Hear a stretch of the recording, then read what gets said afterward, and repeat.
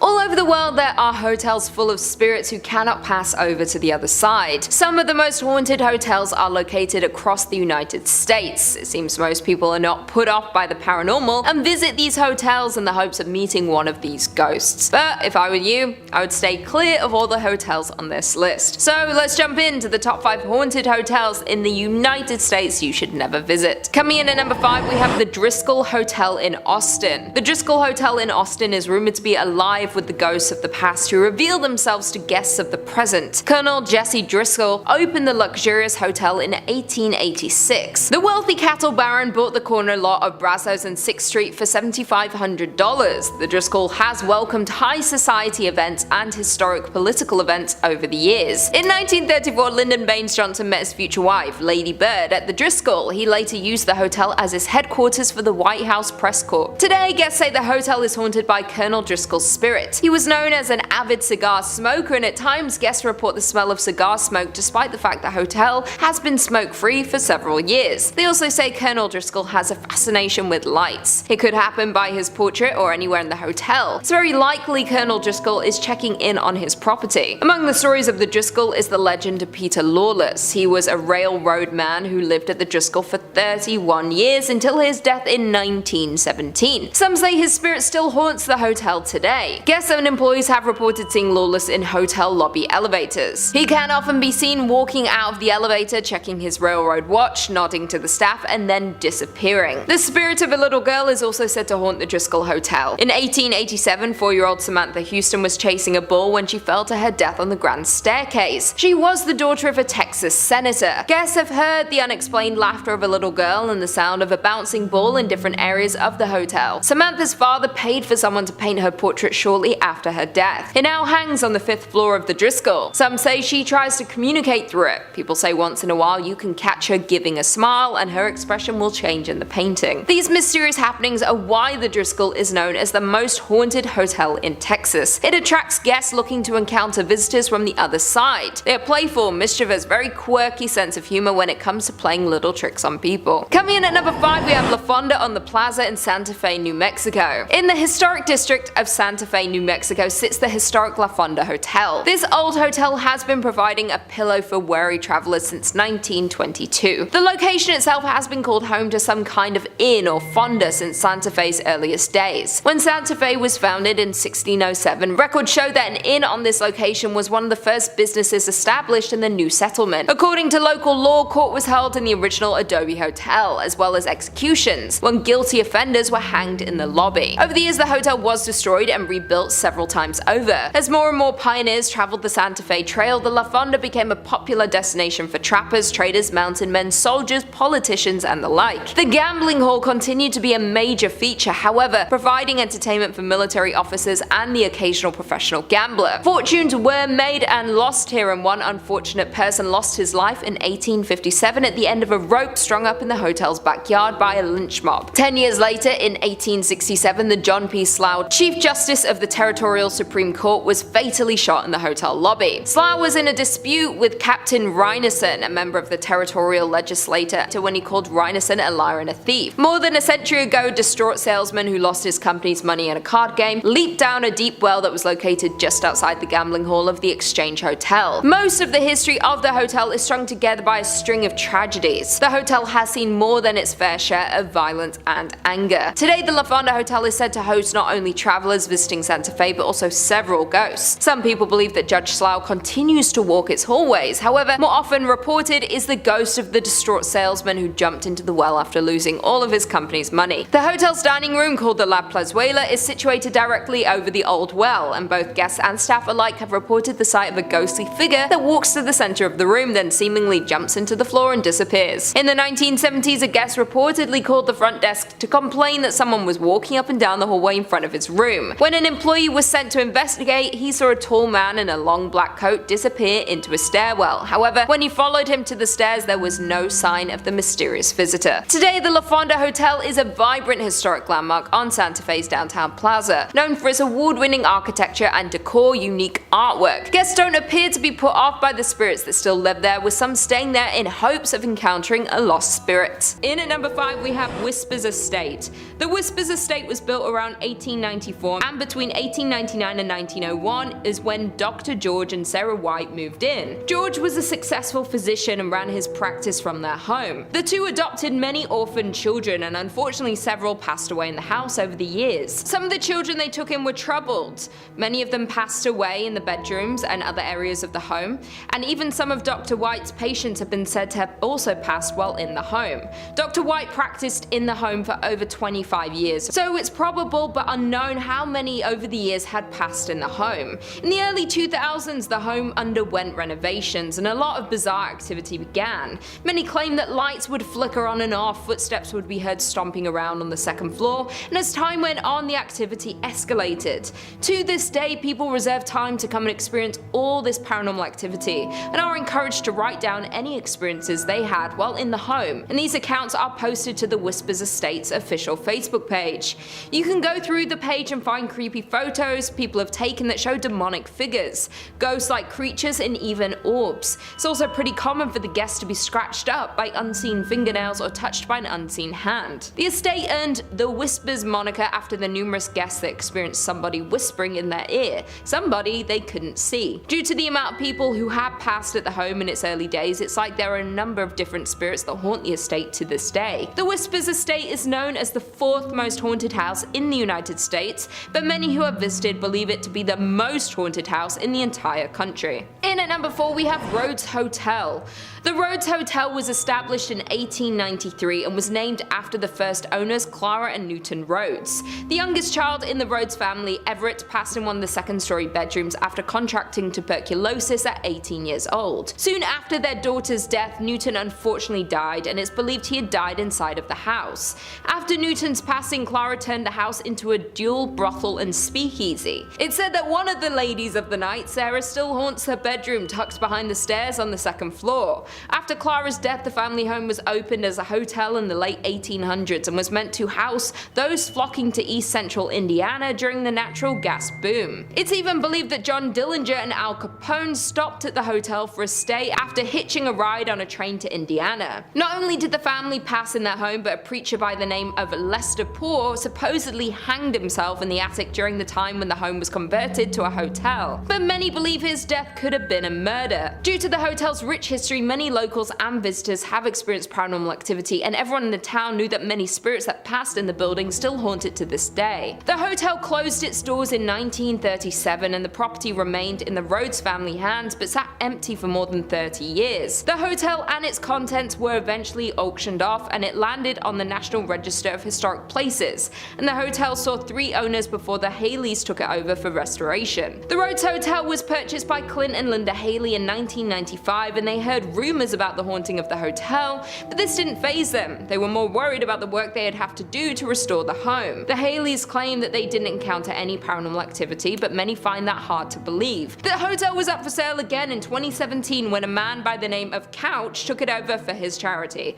Couch had launched the Lost Limbs Foundation 4 years earlier, which raised funds for prosthetic limbs for children. To this day, Couch's charity has owned and run the hotel. Not only had it been named among Indiana's most haunted places, but the hotel is consistently booked for private and paranormal investigations. The overnight investigation tickets can get up to $200, and this hotel attracts people from across the country. There have been many investigators that believe there is extensive activity in this old hotel, and people have captured a figure-like shadow moving across the living room curtains with the use of night vision cameras. Most commonly, people hear whispers and the second floor creaking when no one is inside. Unlike the Haleys, Couch said he's seen and heard supernatural happenings in the hotel since moving onto the property in 2017. He's heard footsteps on the staircase, the property camera has turned off randomly, and picked up voices before the footage flickers back on. Once, while hosting an investigation, Couch said he witnessed one of many Victorian dolls left behind from a previous owner jump off of its chair. In at number 3 we have Avon Bridge. The Avon Bridge is known to be haunted by almost every local living in the area. It is a massive trip-arch railroad trestle spinning a rural road over White Lick Creek. The bridge is a fascinating landmark in Hendricks County with lots of legends and history surrounding it, some more sinister than others. There are a few historical facts about the bridge that we do know. It was built in 1906 off County Road 625, was designed by W.M. Dunn, and is still used today. Many haunted stories surround this bridge and the area surrounding it. One story claims that a mother had been walking on the tracks and fell to her death. The mother's wailing yelling could be heard when you drive under the bridge. It's common for many locals to honk when driving under the bridge in an effort to muffle her screams. Another story is that a drunk rail worker slipped during construction and was buried alive in the wet cement. The tale is that when a train goes over the bridge, people claim to still hear his moaning. Many locals say that if you go near the bridge at night, you will hear moaning and can see a ghostly figure of a ghost, or even 2 or 3 at a time. If you're traveling near the bridge on a hot summer day, you may be witness to the ghost tears streaming down the concrete. Many people don't even refer to it as the Avon Bridge. It's often called the Haunted Avon Bridge because of the number of accounts of ghost sightings and constant sounds of the moans and screams heard from the ghosts that haunt the bridge. Coming in at number 5, we have Mizpah Hotel. Named after the Mizpah mine, the hotel was opened in 1905. The hotel is considered a historic beacon of central Nevada's mining boom that came and went and left behind a trail of ghost towns, and is located between Las Vegas and Reno in Tonopah, Nevada, which has a population of around 2,000. Due to it being originally opened at the height of Tonopah's silver boom, it hosted celebrities and wealthy investors. The famous celebrities that have been linked to the hotel are Howard Hughes, Jack Dempsey, and Wyatt Earp. Additionally, at the time it was the tallest building in Nevada and was one of the first luxury hotels in the state. At the time that it was built, it was heralded as a sign of Tonopah's prosperity, as it was displayed on newspaper headlines, proudly displayed in the Mizpah during the area. However, over time several accidents and crimes took place on the hotel grounds, making the hotel need to close and reopen several times, most recently in 2011 after being closed and boarded up for 10 years. The hotel is considered haunted and is known for the story of the Lady in Red. The Lady in Red was a high-class adult worker who lived in the top floor of the Mizpah. She sadly lost her life at the hands of a man in the hotel by her lover. Her lover wanted her to give up her work for him, though she did not want to do that. Due to the disagreement, she sadly met her fate in the hotel. The room where paranormal activity is most active would be the room where she lost her life, and it's considered the Lady in Red's room. And it is the very room you can now book and stay in on the top floor. There have been reports from guests and staff of the Lady in Red being seen riding the elevator, while other reports of hearing her whisper in the guests and staff ears. Additionally, she is known to leave pearls in the bed of guests that she is fond of. That being said, the Lady in Red is not the only spirit that haunts the hotel, as there is a nameless soldier who died in the hotel, and unfortunately they never were able to be identified. It has been reported that the soldier haunts the 3rd and 4th floors. Guests have also reported of a force tugging at the back of their shirts and unexplained giggling, while others report the inability to sleep because they felt as if someone was standing next to the bed watching them all night. The Mizpah Hotel has been named the most haunted hotel in America, and for a good reason. In at number 4 we have Goldfield Hotel. Located in Goldfield, Nevada, you'll find the Goldfield Hotel. The hotel opened in 1902 and formed a large crowd of visitors and guests in its early years of operation. In its early years, the Goldfield Hotel was visited by politicians, bankers, and gunslingers. Built in the heart of the town, the Goldfield Hotel was one of the most sought out buildings in Goldfield and was known as the finest hotel between San Francisco and Denver. The man behind the hotel was George Wingfield, a successful and wealthy banker, mining magnate, and joint owner of the booming Goldfield Consolidated Mines Company. However, as with many boom towns, Goldfield's mines eventually dried up, causing the population and stream of hotel guests began to dwindle. The hotel went through a series of owners, from private owners to the US Army during World War II, and now is owned by Red Robert's son. The Goldfield Hotel was once the most spectacular hotel in the state of Nevada, but today operates under a different notion as one of the most haunted places in Nevada, if not the entire United States. The most known ghost story is of a woman named Elizabeth, who was speculated to be George Wingfield's mistress. Elizabeth became pregnant with Wingfield's child, and to protect his marriage, George paid her to stay away, though he grew fearful that he would get exposed for cheating on his wife. Therefore, George ultimately locked her in room 109 throughout her entire pregnancy. Wingfield fed her food and water to keep her alive until the child was born, but then Elizabeth disappeared altogether and was never to be seen again. Many guests touring the Goldfield Hotel have claimed to see Elizabeth's ghost, and some even claim to hear crying, notably calling out for her child.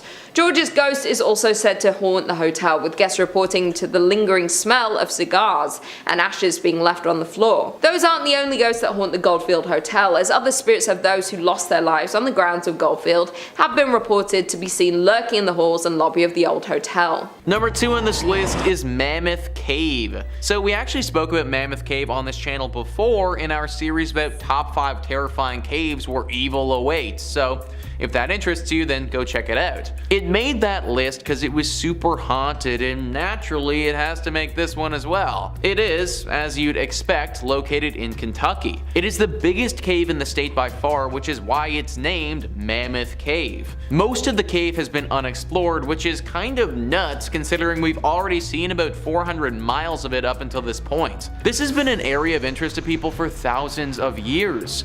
Back 4,000 years ago, it's believed that people used this cave to bury their dead. This was the first encounter this cavern saw of death, but it definitely wasn't the last. After the War of 1812, these caves were sold off and used as a place to mine salt. The workers of these mines were slaves and oftentimes were worked to death down there. After the salt had been mined, this place functioned as a spot for sick tuberculosis victims to go. Obviously, this created more death in this place and just contributed to what is a very haunted area now. Today, we get an array of ghostly apparitions popping up to people. Ghosts from all the way back 4,000 years ago have been seen, still lingering and clinging onto this cavern. People have seen the visions of slaves calling out for help and ghosts of sickly individuals as well. H.P. Lovecraft, one of the most famous fantasy horror writers, was inspired by this cave. Anything that inspired that guy is probably a spot that you want to avoid. And finally, number 1 on this list is Nada Tunnel. What is it about tunnels that's just so creepy? It feels like there are a few locations in the world that seem to attract paranormal activity, and tunnels are definitely right up there. Virginia Travel Tips says Nada Tunnel, also known as the Gateway to Red River Gorge,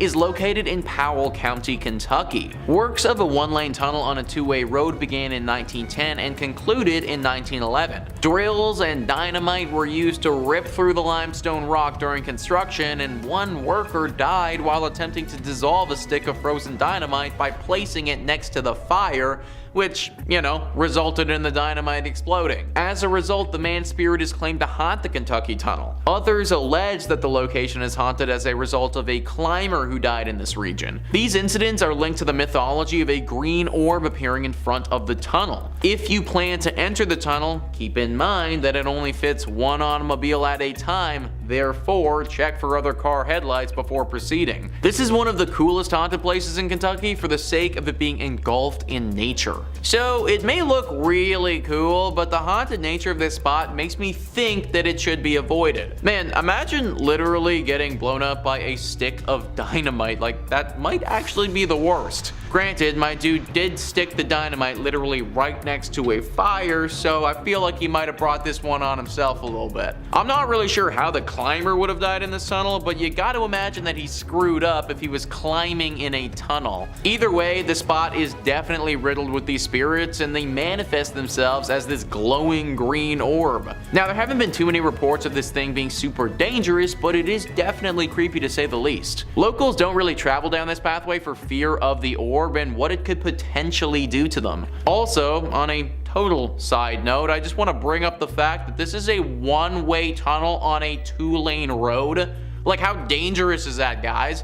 What if it's foggy or something and I can't see all the way down the tunnel to the other car? That is literally the dumbest road design I have ever heard of. Maybe the legend was just created by the locals because they know how dangerous this freaking tunnel is. Regardless of what it is, I recommend staying away. Coming in at number 2, we have Michigan's first state prison. Established in 1838, Michigan's first state prison remained in operation through 1934. The prison served as the nucleus for the city as it spanned some 20 acres. Over the years, it relocated and at one point became the largest walled prison in the world with around 6,000 inmates. In 1952, in response to poor medical care, brutality from the guards, and bad food, 2 maximum security prisoners took hold of a guard and used his keys to release other inmates.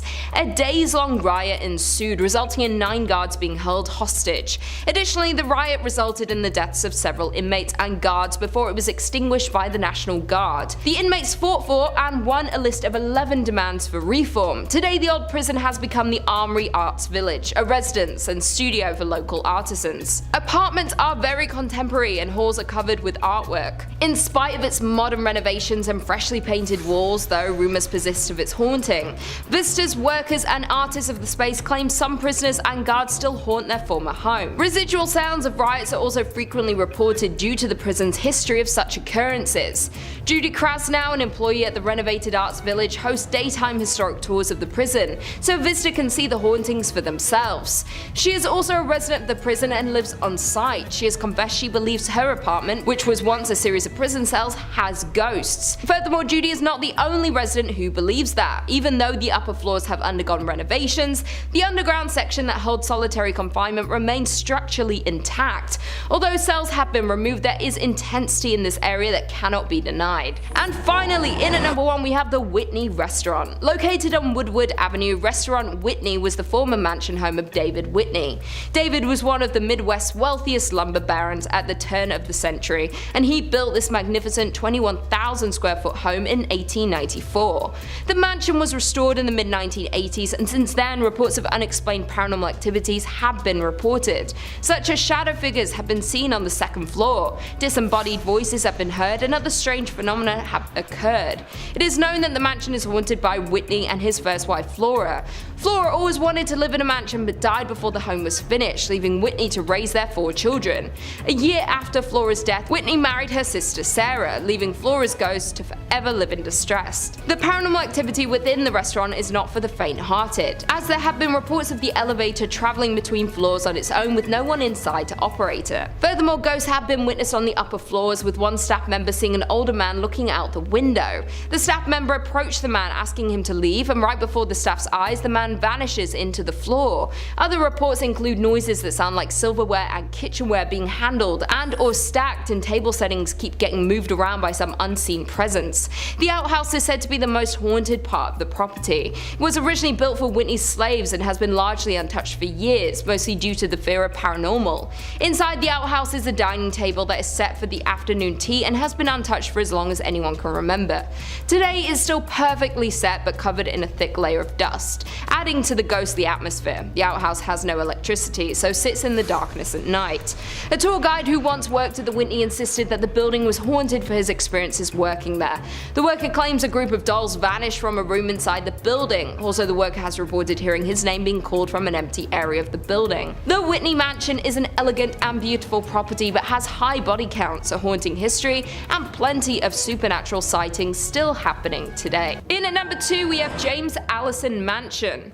The James Allison Mansion was built for James Allison, and it was a dream home, done in a grand design and style that exhibited James's wealth and importance. James was an important figure in the auto and plane industry, greatly helping in the development of cars and airplanes. He founded the Presto Light Company, which produced the first efficient headlight for early automobiles, and was a founding partner in Carl Fisher's Indianapolis Motor Speedway. He also started Allison Engineering Company, which evolved and transformed into an aircraft engine make known today as the Allison division of Rolls-Royce. James purchased the 65-acre estate, and he and his wife Sarah built this glorious mansion, starting construction in 1911 and finishing in 1913. The massive home had an elevator, a billiard room, an indoor pool in the basement, a breakfast room, a library, a grand kitchen, and even pumped-in ice water. 15 years after the Allisons built their forever home, James then fell in love with his secretary, and he divorced his wife Sarah in 1928. Only a month later, James married this former employee, Lucille Musset. However, James contracted a fatal case of pneumonia and died shortly after marrying his second wife at the age of 56. In 1936, the estate went up for sale, and that same year it was bought by Sisters of St. Francis of Oldenburg. The former Allison home became a home for the college's library, administrative offices, classrooms, and sleeping quarters for the sisters. There have been many things seen and heard throughout the years since it became a college. There was a girl who had drowned in the pool in the basement, and James's untimely death in the home. Both people could be haunting this mansion to this day. It's said that people who pass through a sudden accident or a bout of illness, sometimes their spirits hang around, perhaps unaware that they have died or not wanting to accept their deaths, and this is the case for both the little girl and James. The entity of a little girl is often seen throughout the mansion. There are strange cries that are heard from the basement, in the attic, and objects seem to move by themselves and can completely disappear. here. There is another entity seen and could possibly be more than one, and they like to take keys and objects and move them to odd places. The library in particular is often completely rearranged, like the books and furniture. And finally, in at number 1 we have French Lick Springs Hotel. Nestled in the small resort town of French Lick sits the massive French Lick Springs Hotel. This legendary hotel was constructed in 1845 and is a crown jewel of the southern Indiana town. But there's more to this resort than meets the eye. This Indiana hotel is known to be one of the most haunted places in the state. Thomas Taggart was a mayor at the time and purchased the hotel in 1888. After purchasing the hotel, he added luxurious furnishings, marble floors, and built 2 championship golf courses. During this time, Taggart became the Democratic National Chairman, and the hotel became the unofficial headquarters of the Democratic National Party. In 1931, Franklin Roosevelt visited the hotel because of its Democratic standing and won the presidency a mere year later. Over the years, the hotel and the work Taggart put into it made it one of the most prominent hotels in the area, and even ran the West Baden Springs Hotel out of the business. Unfortunately, in 1916, Taggart passed away, but according to local legend, his spirit has never left the building. Taggart died in 1916, but that hasn't stopped rumors of sightings of this famous hotel owner. Guests and employees frequently encounter strange and paranormal activity throughout the hotel, and they believe it is caused by Taggart himself. Many spot his ghostly figure near the service elevator and can pick up a strong scent of pipe tobacco.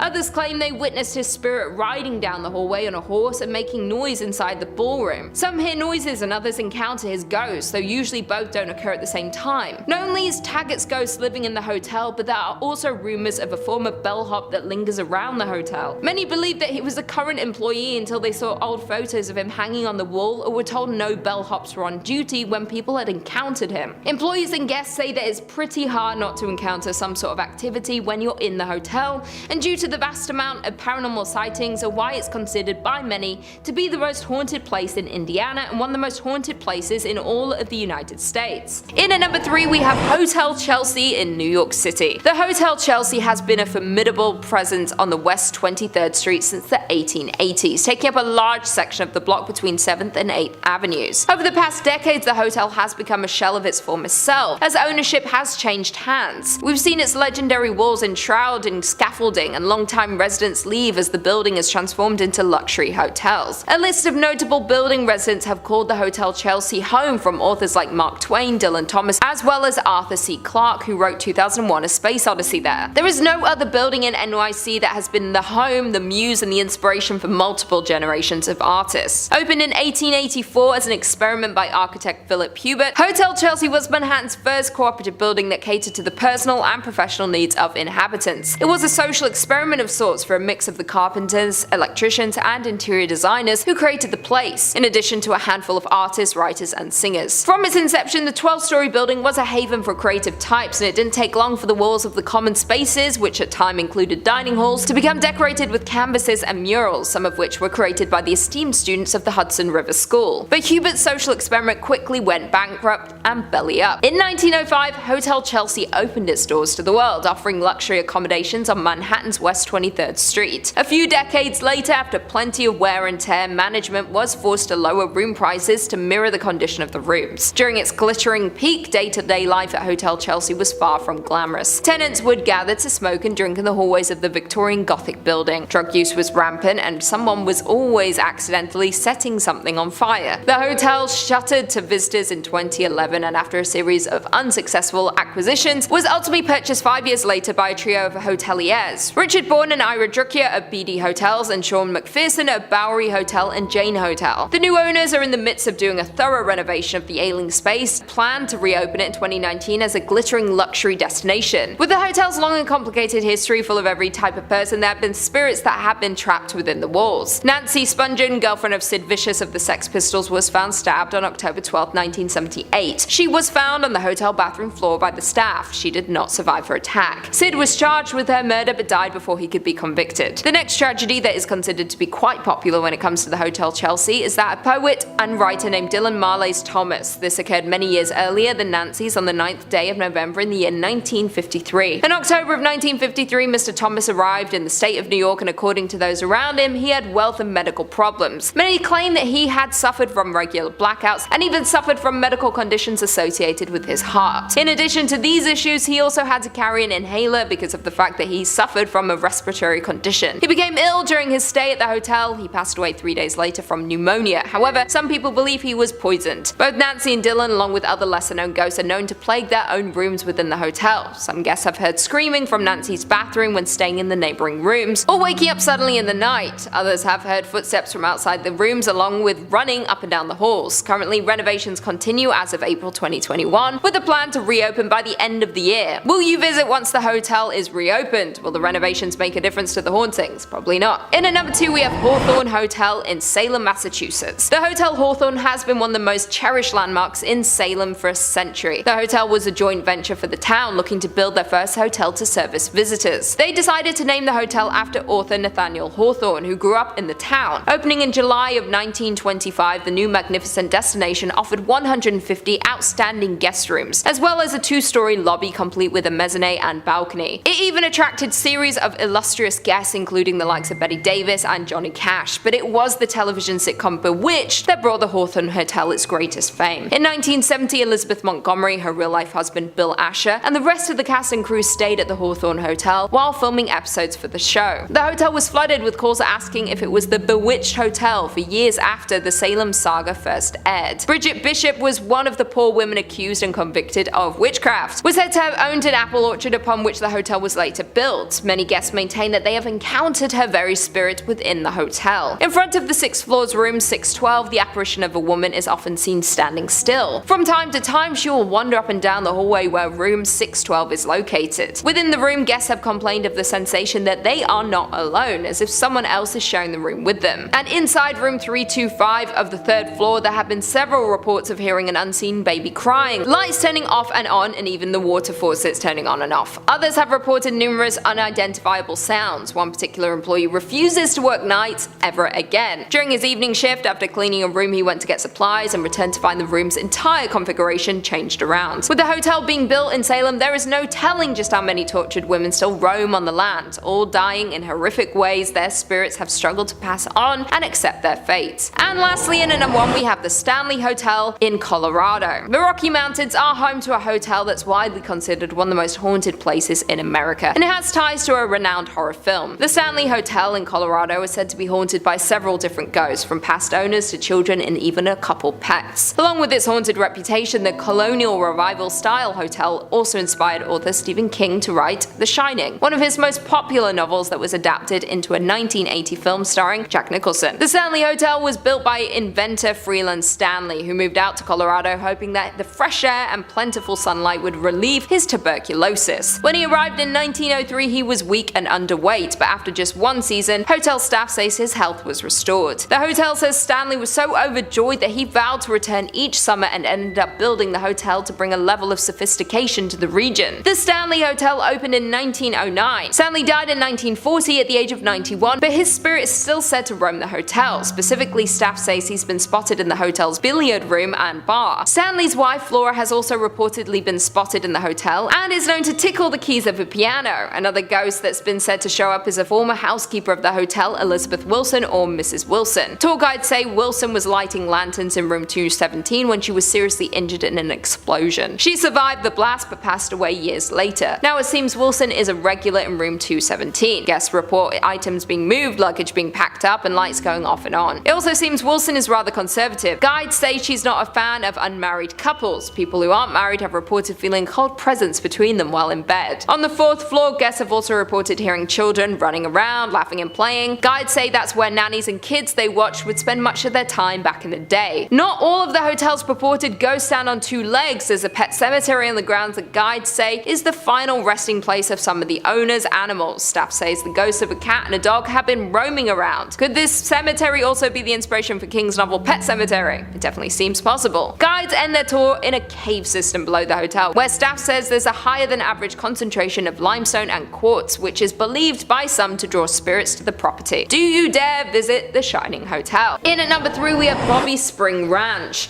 Located just outside the glitz of the Las Vegas Strip sits a plot of land that takes visitors to another time and place. That land is known as the haunted Bonnie Springs Ranch. Originally built in 1843, the ranch was used as a stopover for the wagon trains going to California. While in 1958 the ranch was renovated and opened to to the public as a tourist attraction with stables, a restaurant, and a petting zoo. Later, a functioning saloon, shops, wax museum, wedding chapel, and replica schoolhouse were added to the ranch. There is not only one ghost that roams the ranch, as it's known there are multiple spirits that reside at the Bobby Springs. But one of Bonnie Spring Ranch's most commonly cited ghosts is that of a little girl. Her spirit is mostly sighted playing in and around the town schoolhouse before suddenly disappearing. The nearby merry-go-round has also been known to turn on its own unexplainably, where many believe it could be the spirit of the little girl playing on the ride. Another active area of Bonnie Springs Ranch for paranormal activity is the Wax Figure Museum. This small tunnel-like maze leads guests through a creepy history display, which literally comes to life for some. Many have claimed to witness these wax figurines move on their own and appear as though they are inhaling breath. The ranch's management even had to allegedly nail the displays down as they were moving out of position so frequently. The final and most evil of Bonnie Springs Ranch's hauntings are found within the Opera House. It is here that a darker, more negative energy is present. The spirit takes the form of a dark shadow figure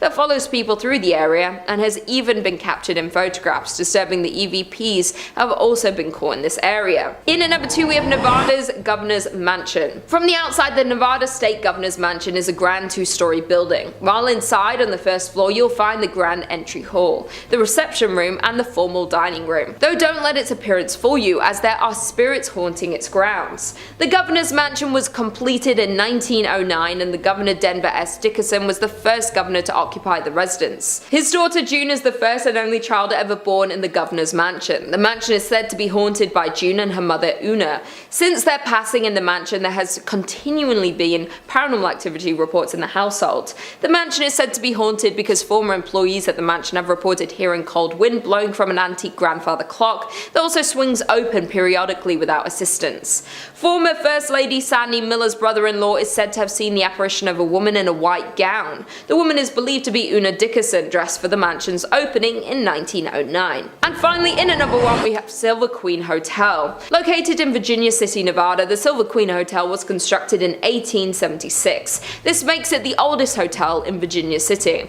However, the Silver Queen Hotel is known for much more than just being the oldest hotel in Nevada. The main level of the property features an authentic 1870s saloon with one of the largest single-piece wooden bar counters and bar backs you'll ever see.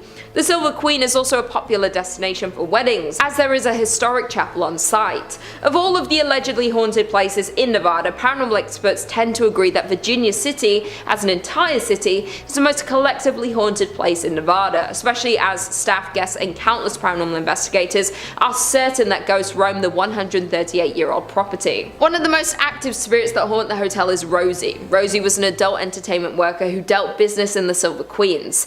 Though during the late 1800s in room 11, Rosie lost her life. Her story remains mysterious, but Rosie is said to have never left the Silver Queen, making countless appearances in the decades following her passing. Even though the entire hotel is carpeted, guests have often reported loud steps on a wooden floor, rattling doorknobs, the sound of voices, or even the sight of Rosie herself at the top of a long staircase where she has been spotted lingering. Other visitors report on TripAdvisor and Yelp describing the loud noises at night and an unexplainable sense of eeriness. One guest had a more terrifying encounter in the hotel as they described getting chased down the hallway in the middle of the night by a ghost. Number 5 on this list is the Seelbach Hotel. Seelbach Hotel is located in the heart of Louisville and has been there for quite some time. Virginia Travel Tips says, in 1905 the Seelbach Hotel in Louisville opened its doors. For more than a century, this exquisite historic hotel has functioned as one of Kentucky's most important historical landmarks. The hotel, on the other hand, is notorious for its ghostly activity. Patricia Wilson, the Lady in Blue, is one of the hotel's most famous sightings. She was a woman who had recently divorced her spouse and intended to meet him later at Seelbach to try and work out their differences. Unfortunately, her husband died in a car accident and never showed up. She was devastated by the loss and she died not long after that. As a result, guests notice a woman in a blue outfit strolling around the hotel. Other ghosts have been reported at the hotel, and they include a woman dressed in old, worn-out clothing who was approached by a staff member attempting to communicate with her, but then she disappeared. Most of the encounters with this woman have been tame, but there have been some that have gotten quite aggressive. Some teenagers were apparently making fun of her or doing something that they shouldn't have been doing, and she responded by literally clawing and scratching at one of them, leaving horrible marks behind. The victim also said that it felt as if she crawled into his brain and told him horrible secrets about himself that he'll never be able to forget. A hotel like this is supposed to be nice and relaxing, but based on what I've read, I don't know if that's going to be the experience you get at Seelbach. Number 4 on this list is the Talbott Tavern. Really too bad that this place is haunted, because it would have been a pretty nice spot to get a brew if it wasn't. Virginia Travel Tips says, built in 1778, the Talbott Tavern is located in Bardstown, Kentucky. Currently, the Haunted Kentucky Tavern serves as both a restaurant and a 5-room B&B, and it's known for being haunted. A former accountant recalls coming across a man in a long coat strolling across the top floor. He then turned to face her and began laughing uncontrollably. Another famous hotel resident was the lady in white who forced a couple to flee the hotel in the middle of the night since she was hovering over them while sleeping. Many workers and visitors to the residence have related accounts such as orbs floating around the rooms, flashes of lights without cameras being seen, objects moving on their own, and doors opening and closing when no one's in the building. I, for one, am not trying to wake up to a ghost just hovering over me, guys. Honestly, it might give me a heart attack and, well, I'd never wake up again. This place is weird because no one really knows why it's as haunted as it is, but there's no doubt that it's teeming with paranormal energy. Pick a different place to go get a drink if you're in Kentucky. Number 3 on this list is the Kentucky State Penitentiary. We always got to include the creepy jail in one of these lists, guys, and this is Kentucky's. Virginia Travel Tips says, the Kentucky State Penitentiary is situated near the Tennessee border on a sharp bend in the Cumberland River. In the 1800s, a maximum security jail was built there. It is a gorgeous place from afar, but up close, it is a death and ghost machine, according to a local author and paranormal investigator. Thousands of men have been executed in the prison's electric chair, known as Old Sparky. During his death row cell inspections in the late 1980s, a guard had a terrible incident where no one stayed. He was greeted by a prisoner who was reading the Bible. When he returned to his office, he asked about the prisoner's meal, only to discover that no one was in that cell. When he returned to the cell, he discovered that it was empty except for a small Bible on the floor. Yeah, kinda weird. More strange occurrences were recorded around the institution, with many reporting seeing a reflection of an inmate who attempted to shock them. Okay, so honestly guys, I want to take this as seriously as possible, but Old Sparky? Like, imagine dying in a thing called Old Sparky. Like, I think it's meant to electrocute people, but why does the killing chair sound so cute? Kinda sounds like something that you name your dog, not a murder weapon. Anyways, Old Sparky has certainly done its job though, and now the place is super haunted. Most of the prisons we talk about on this channel you can go visit if you like, because they're all typically abandoned. That's not the case with this one though. The Kentucky State Penitentiary is still fully operational and has tons of prisoners in it. Not only do these people have to chill in jail, but it just so happens that their jail is also haunted. Coming in at number 5, we have South Manitou Island in Leland. South Manitou Island is part of an island chain in Lake Michigan that extends north to the Straits of Mackinac. The only public access is by ferry from Leland, Michigan. The island consists of a ridge of tilted layers of limestone buried under a blanket of glacial debris. 16 miles offshore from the Leelanau Peninsula, featuring 300-foot sand dunes, deserted shoreline, and empty campground, it's about as terrestrially creepy as you can get in Michigan. In the 1800s, the island became a popular harbor for ships traversing the newly built Erie Canal into the Great Lakes and on to Chicago. One local legend surrounds a ship full of passengers stricken with cholera stopped at South Manitou, where sailors buried their victims in a mass grave, some of them still alive at the time. Soon after this incident, the first appearance of ghosts and hauntings began. The mass grave is believed to be near the old cemetery just north of the Bay campground. This is also near where the old dock used to be located. Additionally, the passage between mainland Michigan and Manitou is one of the deadliest sections of Lake Michigan. Michigan. This is due to a sudden weather change, creating a navigational hazard, causing over 50 known shipwrecks. Traffic was quite busy here during the late 1800s, and there were frequent accidents where ships would literally run into each other. Off the coast of the island lies the shipwreck of the SS Francisco Morazan, where rumors say a young island boy died after trying to explore on his own. There are also 2 cemeteries on the island and an ancient cedar forest where voices are said to be heard. The haunting of this island is so bad it has driven park rangers to go mad and demand to be taken off the island.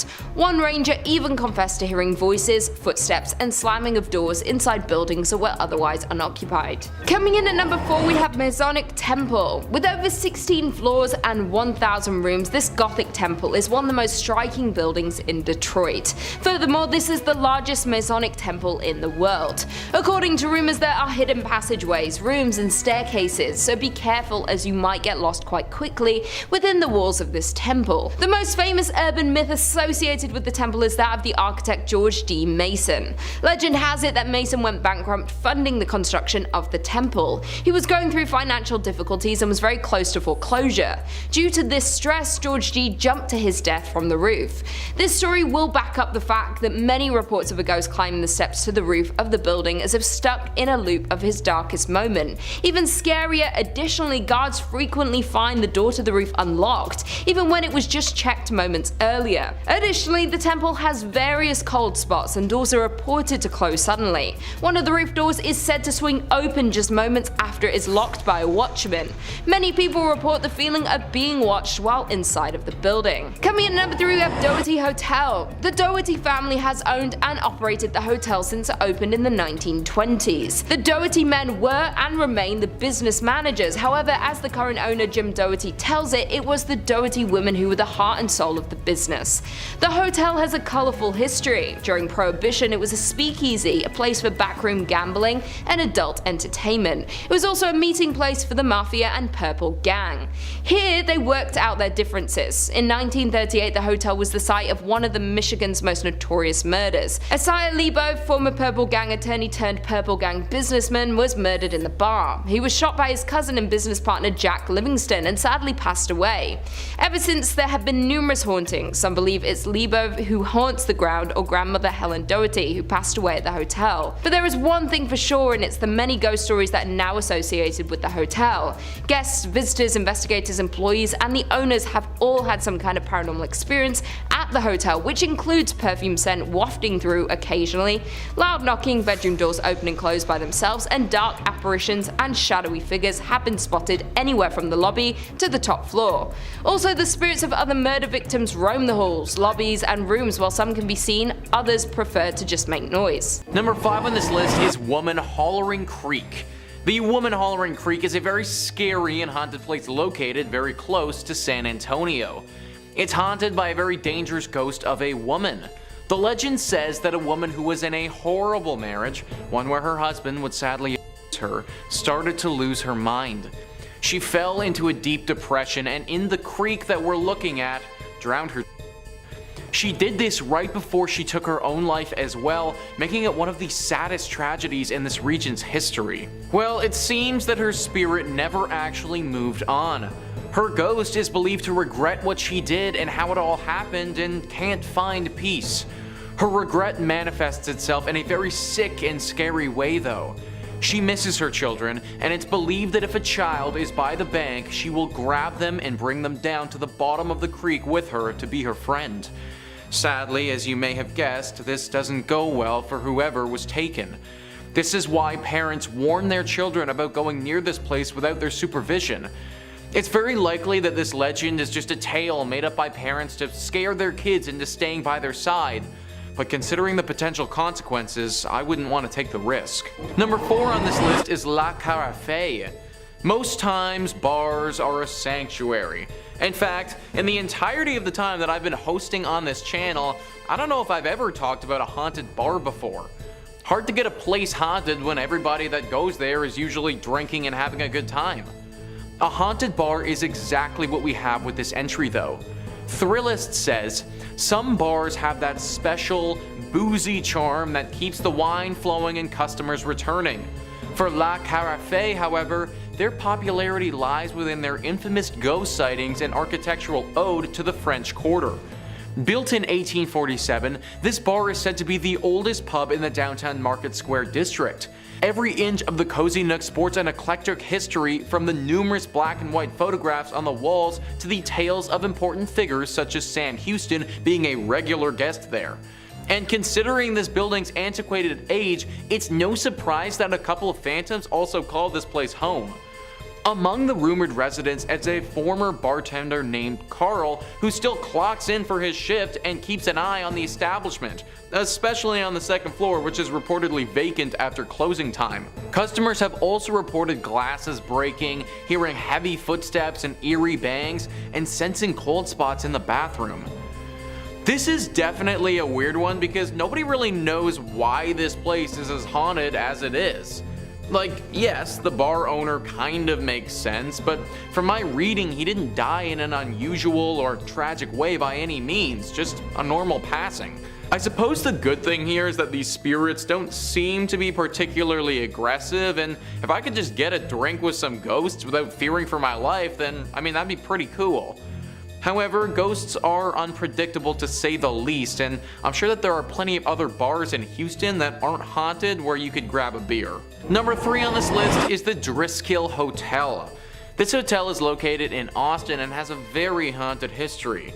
Thrillist says, you might not think the Driskill is haunted based on its clean and recently renovated interior or its brief, stunning appearance on AMC's Texas-brimmed drama, The Sons, but it's loaded with plenty of stories that keep even the most adventurous guests running from these historic halls.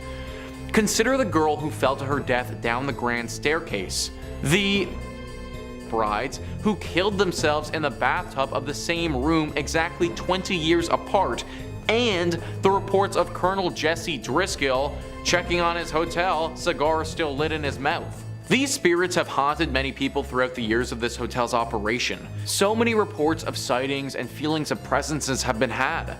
Lots of people say that they'll feel someone over their shoulder, touching their hair, or a hand on their back, but when they turn around, they don't see anything at all.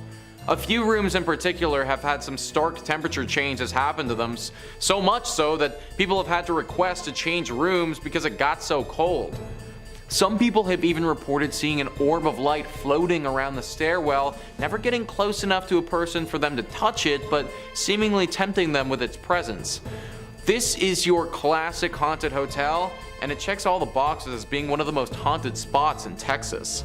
In at number 5 we have Eldridge Hotel. The Eldridge Hotel is a historic building located in downtown Lawrence, Kansas. The building is named after Sheila Eldridge, who was a prominent anti-slavery individual who lived here in the 1800s. The building became an apartment complex in the 1970s, but there was a strong desire by the city to see it open as a hotel, and a group of investors contributed, as well as the city of Lawrence, into industrial revenue bonds to make this dream a reality. In the later 1980s, it opened as a hotel. A popular story has circulated about the hauntings in this hotel, with the locals, employees, and guests that the ghost is that of Sheila Eldridge, who haunts the halls to this day. Many claim that because the Eldridge house's original cornerstone is located in room 506, and his spirit will manifest in that room and also roam around the building. People who have stayed in this room have claimed to witness breath marks on recently cleaned mirrors, doors opening and shutting on their own, and lights turning on and off by themselves. Others claim that the hotel's elevator is also haunted by a different spirit who is known to open and shut the elevator doors on the 5th floor. The 5th floor is said to contain a portal to the spirit world. A popular photograph was taken during the 1980s that clearly shows a ghost-like figure in the building's elevator. Many other photographers have mentioned having unexplained technical difficulties with their cameras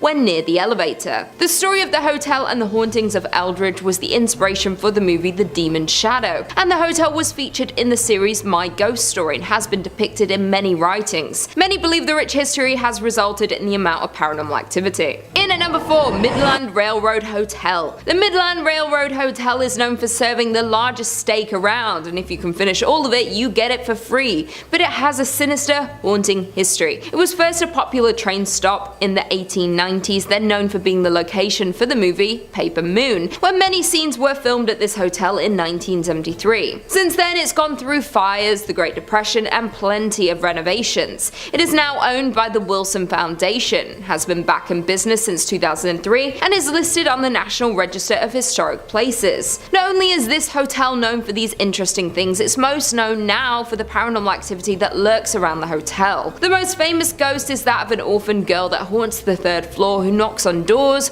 runs through the hallways, and even jumps on your bed, leaving little footprints. A ghost hunting team has experienced this spirit and have recorded sounds of the little girl. Another 3rd floor room is where a sheriff was said to have been lynched, and sometimes the door is unable to be unlocked even by the master key. Ghostly figures have been seen at the top of the stairs, and things in the kitchen have flown distances suddenly without being touched by anyone. There are also many ghostly figures that are seen on the staircases, and have left many to believe that the fire that took many lives back in 1902 are the results of some of these paranormal presences. The owner of the Midland Railroad Hotel, Melinda Merrill, says that there's not one employee who hasn't seen or felt something, and you can definitely feel a presence when you enter the hotel. Number 5 on this list is the Carolina Inn. This inn has actually been voted one of the most haunted in America by a few different lists.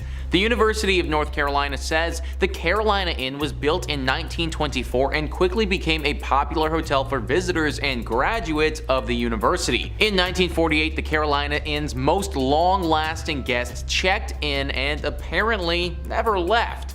Dr. William Jacox was a fun-loving man with a witty sense of humor, had recently retired from practicing medicine, and decided to make the Carolina Inn his final home. He lived in room 252 for 17 years before his death in 1965. As shared by the Carolina Inn, guests that have stayed in Jacox's old room report being inexplicably locked out of the suite. One time, the lock was so stubborn that a workman had to use a ladder to break into the room. Visitors have also noticed strange occurrences such as messy bath mats and previously closed curtains being pulled wide open. Some have encountered the smell of freshly cut flowers despite none being in the room, and felt their bodies become strangely cold for no apparent reason. This is only part of the stuff that goes down at this room as well, guys. Some people have reported seeing a poorly dressed man approach them looking for an unlocked door, and then if they show it to him, he runs away screaming. It's thought that this is the ghost of Dr. William Jacox. I don't know why unlocked doors scare this dude so much, but anyone who's gonna spend 17 years in this hotel is probably a bit of a weird dude.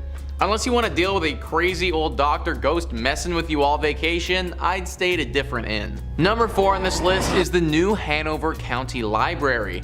I don't know why, guys, but something about haunted libraries is just so intriguing to me. Like, it just seems so mystical and mysterious, I guess. This haunted library is located right in Wilmington. There is a woman that haunts this place who's believed to be a patron. Apparently, she used to donate quite generously to this library, and in death doesn't want to leave it behind. She isn't the only ghost that walks the halls here and haunts the books. There's a male poltergeist who makes his presence quite known as well. He apparently died in a duel that happened here many years ago before this land was turned into a library. Nowadays, these two ghosts make it very hard to do any serious learning or studying considering they haunt the place so much. The woman isn't too bad, she just shows up and looks super creepy, but from my reading, she only actually punishes those who cause harm to the library or make fun of it. Those who come here to learn and to read, she leaves them be for the most part. The man, however, is certainly quite the pest. He often messes with those that come here and makes it very difficult for people to accomplish anything. I love libraries, I think that we should all go to them more often, but maybe just not this one specifically. Number 3 on this list is Fort Fisher. Fort Fisher was a critical fort during the American Civil War. It was used by the Confederate Army and was pretty instrumental for them from 1861 to 1865. This fort was used to protect an important trade post there that the Army needed. They defended this place for those 4 years, but then in 1865, the Union Army came in and was finally able to capture it. This battle was a very bloody one and was actually huge for the Union Army and the overall scope of the war. Apparently there was a lot of death at this fort, and that death, it's never really gone away. Now, this fort is teeming with paranormal activity. Visitors will often report hearing gunshots coming from thin air. The sounds of many footsteps all running at once as if people were charging ahead. Orbs of energy appear in front of them from no apparent source. There are two very famous ghosts that haunt this place as well, Robert E. Harrell and General William Whitling. Robert was apparently an outcast who died under mysterious circumstances and has not been able to rest since. The general was actually taken prisoner and killed at Fort Columbus, but he returned to this place because he feels regret for how he failed in life. He was apparently responsible for defending this place and was not capable of doing so. A very haunted fort that I wouldn't recommend going to. In at number 3 we have the Allen House. The Allen House was built back in 1905 and was named after the original owner, Joe Lee Allen, where he lived in the home with his family for many years. Although Joe died in 1917, his wife Caddy stayed in the home with the 3 children Laddle, Lonnie, Lee, and Lewis. Sadly, Laddle took his own life in one of the bedrooms by drinking potassium cyanide, and it was unknown for many years for why she did it. After her death, her mother Caddy Allen kept the room completely closed off from the rest of the house. When Caddy passed in 1954, the property was split into rental apartments, and soon after renters moved in, they reported hearing footsteps and moans from the bedroom where Laddle died. In 1985, new owners bought the house and opened the bedroom, and it still contained the bottle of cyanide in a closet. The house changed owners twice, and in 2007, Mark and Rebecca Spencer purchased the Allen House and had a complete paranormal investigation done in 2008 because of the endless unexplainable instances. The investigators recorded over 40 voice phenomena and had their own paranormal experiences throughout their investigation. On August 22, 2009, Laddle's love letters were discovered in the attic floor. Over 90 letters detail her 1948 love affair, which ended with her taking her own life on Christmas night. After the owner Mark had experienced endless amounts of paranormal activity and discovering Laddle's love letters, he wrote a book called A Haunted Love Story. Nowadays, the home can be booked for tours explaining the history and the paranormal activity that goes on in the Allen House. During the Halloween season, it's open to the public from 6 to 11 p.m. for tours, and paranormal investigators and ghost lovers flock to hopefully experience Laddle's ghost that haunts the house to this day. In at number 2 we have Clayton House. The Clayton House is a historical treasure, but it's also one of the most haunted places in Arkansas. The home was originally built in 1852 by a man known as Mr. Sutton, and several years later William Henry Harrison Clayton purchased the house and renovated it, doubling it in size, transforming the style into Victorian Gothic Italianate. Mr. Clayton lived here from 1882 to 1897 with his wife along with their 7 children. The home still has old portraits of William and his wife Florence hanging on the wall and still had numerous priceless family belongings in the home. William had a twin brother, John K. Clayton, who was a US senator who had been mysteriously assassinated in 1873, and many believe his ghost is one that haunts the Clayton house. The second floor bedroom seems to have the most activity, and staff and visitors have reported hearing footsteps, boots stomping, and doors slamming, along with seeing apparitions. Music and singing have also been heard throughout the house. People who have visited this home have described seeing one ghostly apparition known as the Tall Man, who is dressed in all black, wears a hat, and walks angrily around. Another spirit often seen around the Clayton property is described as the woman in the brown dress. The woman is said to be peaceful and often just stands in one spot quite still. She is believed to be either Mrs. Clayton or possibly a nurse from the time the property was a hospital. The home became abandoned during the Civil War before it transformed into a Union Army hospital. There was a carpenter in 2007 who was doing some repairs on the home and took pictures before it started working, and when the pictures were developed, there was what appeared to be a woman in one of them. The home is now listed on the National Registry of Historic Places and holds tours of the home explaining the history and ghost stories. And finally, in at number 1 we have Crescent Hotel. The Crescent Hotel was built in 1886 and can be found in Eureka Springs. Due to the rich history, it has hundreds of tales of paranormal experiences and ghost sightings. The hotel has previously served as both a private girls' college and a cancer hospital, where Dr. Norman Baker claimed to have the cure for cancer. There are so many stories of ghost sightings, starting in room 218 where Michael, an Irish stonemason, who fell to his death when building the hotel. He's known to hang out in this room and is often seen. Theodora, a cancer patient who is known to be seen fumbling for her keys outside room 419, as well as tidying up for guests when they leave the room. Brecky, who passed away in the hotel, has been seen throughout the hotel, often bouncing a bull. Dr. John Fremont Ellis, the hotel's former in-house doctor in the 19th century, is often seen, or his cherry pipe tobacco is smelled near his former office, which is now room 212. Even the famed hotel cat Morris, who had been buried on the hotel property, is regularly seen and heard. A recurring phenomenon happens at a specific spot on the 3rd floor, where the hotel connects to an annex built onto the hotel when it was a hospital. The area has been said to be a portal to the other side. There have been multiple guests who have grown faint, with a few passing out frequently. Guests turning pale and falling against the wall and then sliding down, many paranormal investigators believe that limestone has a special ability to absorb and release electromagnetic and psychic energies. Crescent Mounds in the hilltop the hotel sits on is predominantly limestone. The massive thick stones used for the body of the hotel were also made of limestone, and these factors may contribute to the amount of paranormal activity the hotel guests experience. The Crescent Hotel is dubbed America's Most Haunted Hotel and has been on many TV shows like Ghost Hunters, Ghost Adventures, and Paranormal Witness. There have been an abundance of extraordinary experiences and have attracted the attention of paranormal investigators to study and research the hotel's supernatural activity. The hotel offers daily ghost tours to learn more about the ghost stories, sightings, and the history of the hotel. Number 2 on this list is Edwin Shaw Hospital. Edwin Shaw Hospital has truly seen it all, and it's no wonder that it's deeply haunted today. It initially opened in 1915 as a hospital specifically for tuberculosis. Then a few years later, a side wing opened up to care for pediatric patients. Needless to say, during these periods there was a lot of death that took place. Then in 1947, things changed drastically and became a place for abandoned children, those who lost their parents, or those who suffered. For the next few years of this place's operation, there were a decent amount of scandals that took place. Tons of reports of mistreatment of these children, with some patients even taking their own lives during this time. Eventually this became a psychiatric hospital as well, and as you can probably imagine, it saw its fair share of human rights violations and scary things. Now, this place is no more, it's completely demolished, but the area is still deeply haunted.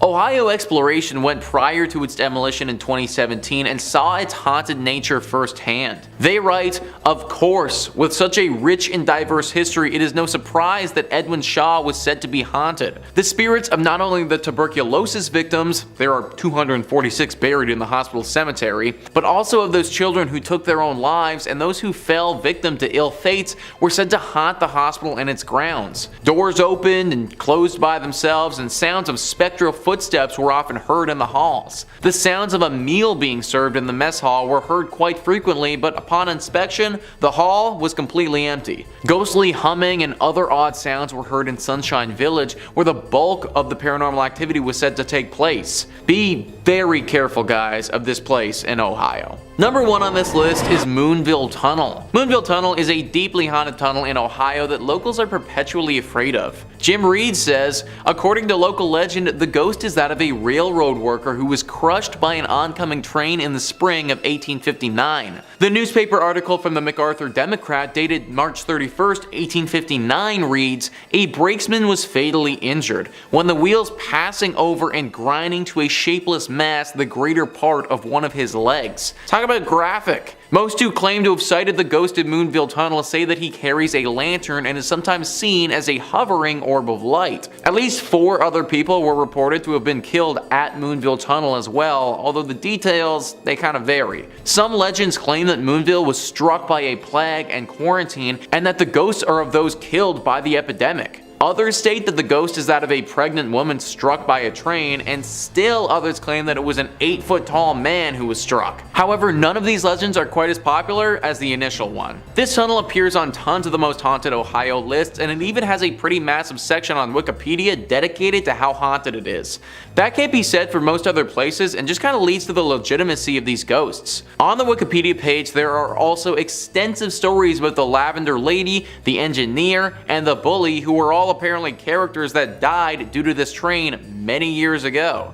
As Jim Reed mentioned earlier though, these are lesser legends, but still could have actually happened. Whatever or whoever is truly haunting this tunnel, it's clear that it probably isn't safe for us to be exploring. Avoid the Moonville Tunnel at all costs. Unless you're in a train, in that case, because considering how our ghosts became ghosts, you might actually be safe. Number 5 on this list is Cleveland Gray's Armory Museum. This building was constructed in 1893 for the Cleveland Grays, who were a volunteer private military company. The group helped law enforcement and dealt with other criminal ongoings that attacked the city's streets. They continued helping out the military for as long as the government would allow them to, but after World War I were no longer allowed to enter as a private group. However, they obviously had a lot of weapons and things of that nature that nobody would be using anymore. So today, there now stands the Cleveland Grays Armory Museum. These guns and cannons don't stand alone though, as there are ghosts living among these walls as well. Disembodied voices and things moving when they're not supposed to are all very common occurrences at the Cleveland Grays Armory Museum.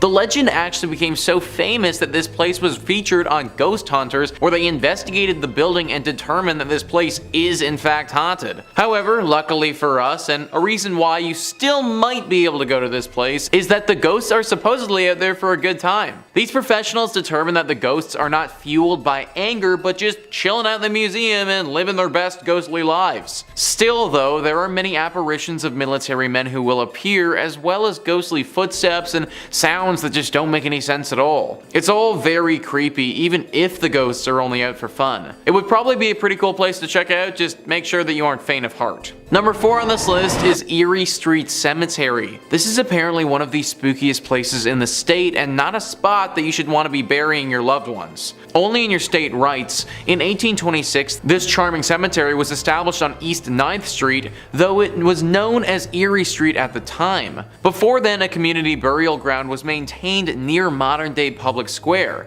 Expansion, of course, eventually caught up with the cemetery, and it's now right across the street from Progressive Field. This growth once threatened the cemetery's existence as bodies were removed from the cemetery in the early 1900s to make space for the new development. This preparation was shut down when the Pioneers Memorial Association was founded, so the burial grounds remains, yet it now feels oddly out of place. Perhaps one of the most unforgettable stories is that of Jock Ossaut, also known as Walking Bear. Jock Ossaut was the proud chief of the Mesquite, a tribe that existed in Iowa. Following the conclusion of the Black Hawk War, Jock Ossaut came out east to hunt. He made the acquaintance of Dan Marble and joined his theater troupe, traveled to England, and even came into the favor of Queen Victoria. However, he fell ill and parted ways with the troupe. Legend maintains that Jock Ossaut was making his way home to his ancestral lands, anticipating his demise, but that he passed in Cleveland before he reached his intended destination. As a result, local myth maintains Jock Ossaut remains eternally restless. His local friends like Dr. Horace Ackley arranged for his burial in Erie Street Cemetery. His dismay at being unable to return home caused him to crack his stone grave marker. This ghost has been spotted so many times and haunts those who pass by here. He's even said to haunt the Cleveland Guardians baseball park, which is just across the street from this cemetery. His ghost is forever restless and just wants to get home, but I'm not sure that he ever will though. Number 3 on this list is South Bass Island Lighthouse. Located in South Bass Island on Lake Erie, this lighthouse and the island it's on is honestly rather beautiful. Super cute and super quaint, it's kind of like the place that you'd want to go for a day trip with your significant other. However, you may not want to take said significant other to the South Bass Lighthouse itself. It housed lighthouse keepers in the late 1800s. The weirdness began back in 1898 with Harry Riley, the lighthouse keeper, and his assistant Sam Anderson. Anderson was a bit of a weirdo. He was said to have captured snakes on the island and then bring them to the basement of the lighthouse, where he kept a bunch of them. Anderson apparently lost his mind though during the time that he worked at this place. Apparently there was a small epidemic and he freaked out at the prospect of having to stay in quarantine. Triggering a little bit? It's thought that he took his own life by jumping off of the cliff portion of the island. Then later on, the lighthouse keeper Harry was found hopelessly mad running around the island like a lunatic. It was the two stories of these men that launched the legends of a haunting at this lighthouse. People are very scared of the lighthouse as they believe it to be haunted with some sort of demon that will make you go insane. A lovely and quaint little spot, but one that if you spend too much time at will literally have you lose your mind. Not to mention the ghosts of these two men have been spotted from time to time running around frantically, looking as if all their wits are totally gone. Number 2 on this list is Lydia's Bridge. Who is Lydia and why does she have a bridge and why is it haunted?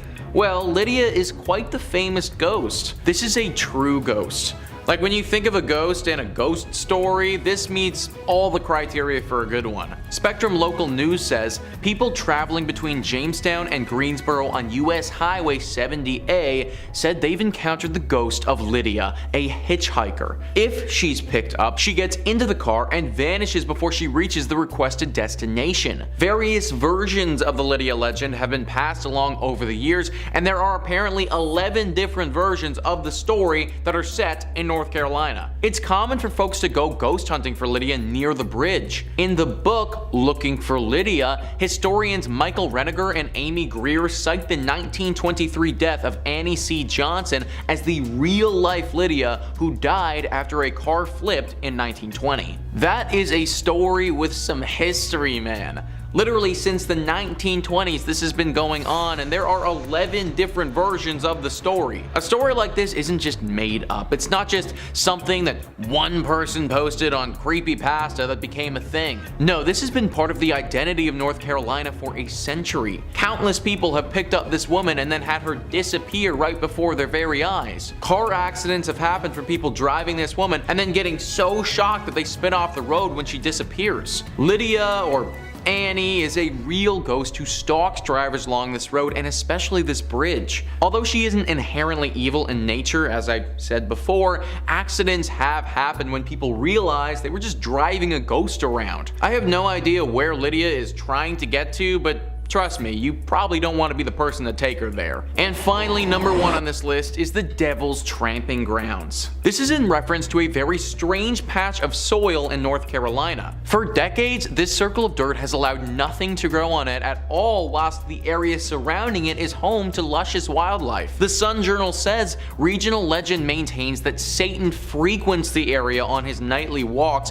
pacing the circle as he contemplates his nefarious deeds. Normal vegetation surrounds the circle, but only a wiry grass grows inside it, and no plant life of any kind can be found on the path itself. Visitors have also claimed to see red glowing eyes in the circle. Now, there could be any number of reasons for why nothing is growing on this patch of dirt. Simply because an area of land cannot grow wildlife doesn't automatically mean the devil himself has anything to do with it. But throw in the fact that there are 2 red glowing eyes there, plus a few other creepy occurrences, and we might just have something demonic afoot. Locals have reported putting objects in the center of the circle, then coming back a little while later and having those same items moved outside the circle, as if someone or something did this deliberately. The thinking is that this circle is a place used by the devil to dance or to perform rituals that we don't understand. Having things inside his circle of death doesn't make for a great dancing spot or sacrificial zone,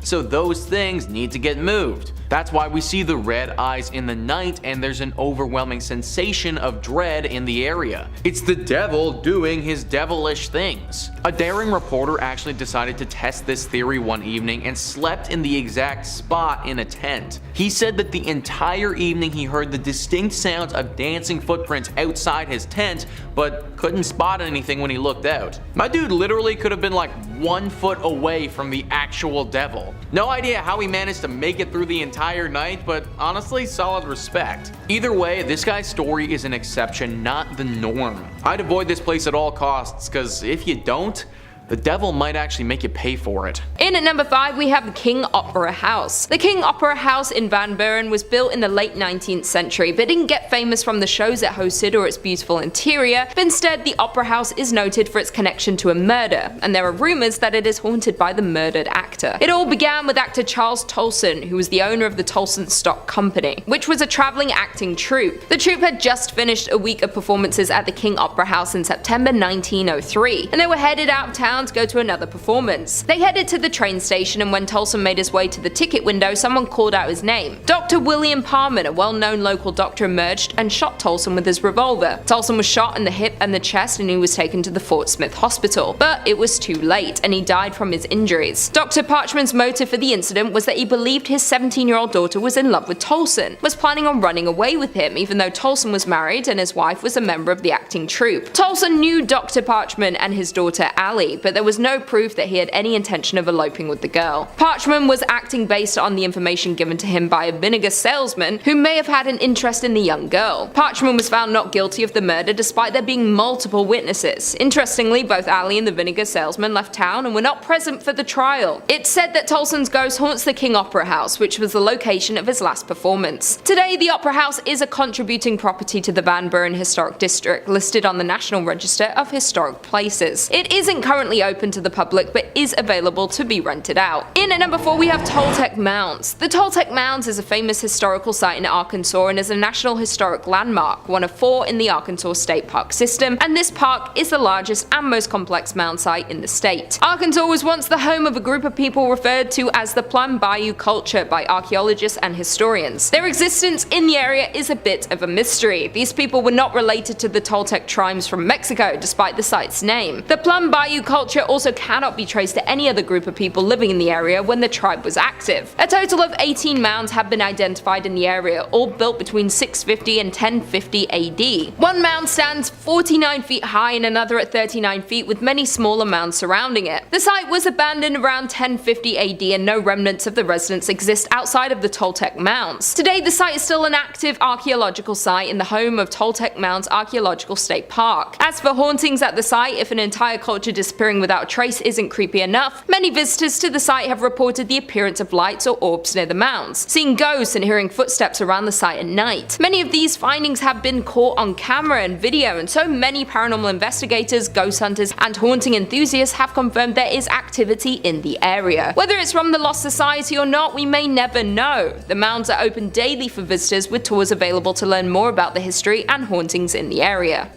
Number 5 on this list is the Thunderbird Youth Academy. The Thunderbird Youth Academy is located in Pryor and is deeply haunted with the ghosts of students who have long passed. Back in 1942, it suffered a horrible tragedy where a lot of the children staying here passed away. Back then it was an orphanage, and it was still years before it would become a military school. It got hit hard with a devastating tornado that the building simply wasn't ready for. Tons of the children who lived there perished due to the storm, and now their ghosts are said to linger here. Stories where people will wake up in their beds and find literally other children lying in them staring directly at them are far too common. These stories also don't even factor in one of the most famous ghosts there, Hector. Hector is a young boy who haunts the 3rd Platoon building. Hector's story is far more graphic than the other children who died. It's not confirmed, but some say that the cook took Hector's life and did it in a fashion that I can't go into detail on YouTube about. Either way, now his spirit forever haunts this building and all of those who reside in it. I personally would never want to go to military school anyways as a kid, but having it be haunted would make it even worse. Number 4 on this list is the Tulsa Theater. It's weird how some places attract ghosts and spirits more than others. Theaters are one of the most prominent spots for paranormal presences, and this theater is no exception. News Oklahoma says, Tulsa Theater, formerly known as Brady Theater, used to be a vaudeville house providing entertainment to audiences. The space went through a lot over the years, including being abandoned and almost destroyed. But after renovations and a name change, the Tulsa Theater reopened. Legend is the space is haunted by an Italian opera singer named Enrico Caruso. Caruso took in the sights around town while in Tulsa to perform. He wanted to see the oil wells and how they made them, said French. And as they came back, it was raining, it was cold, miserable, and the car broke down. Despite already being sick, Caruso made the journey back on foot in the rain to give what turned out to be his last performance ever. He had a great performance according to history, French said. It was one of his best. Standing ovations and the whole 9 yards. Unfortunately, after returning to Italy, Caruso died. French said many say Tulsa caused Caruso's demise, and that's why it's believed he haunts the theater. Even Caruso's manager named Tulsa as the reason for his death. But it goes deeper than just Caruso. When it was the Brady Theater, the building is rumored to have played a role in the 1921 Tulsa Race Massacre. I mean, it played a huge role.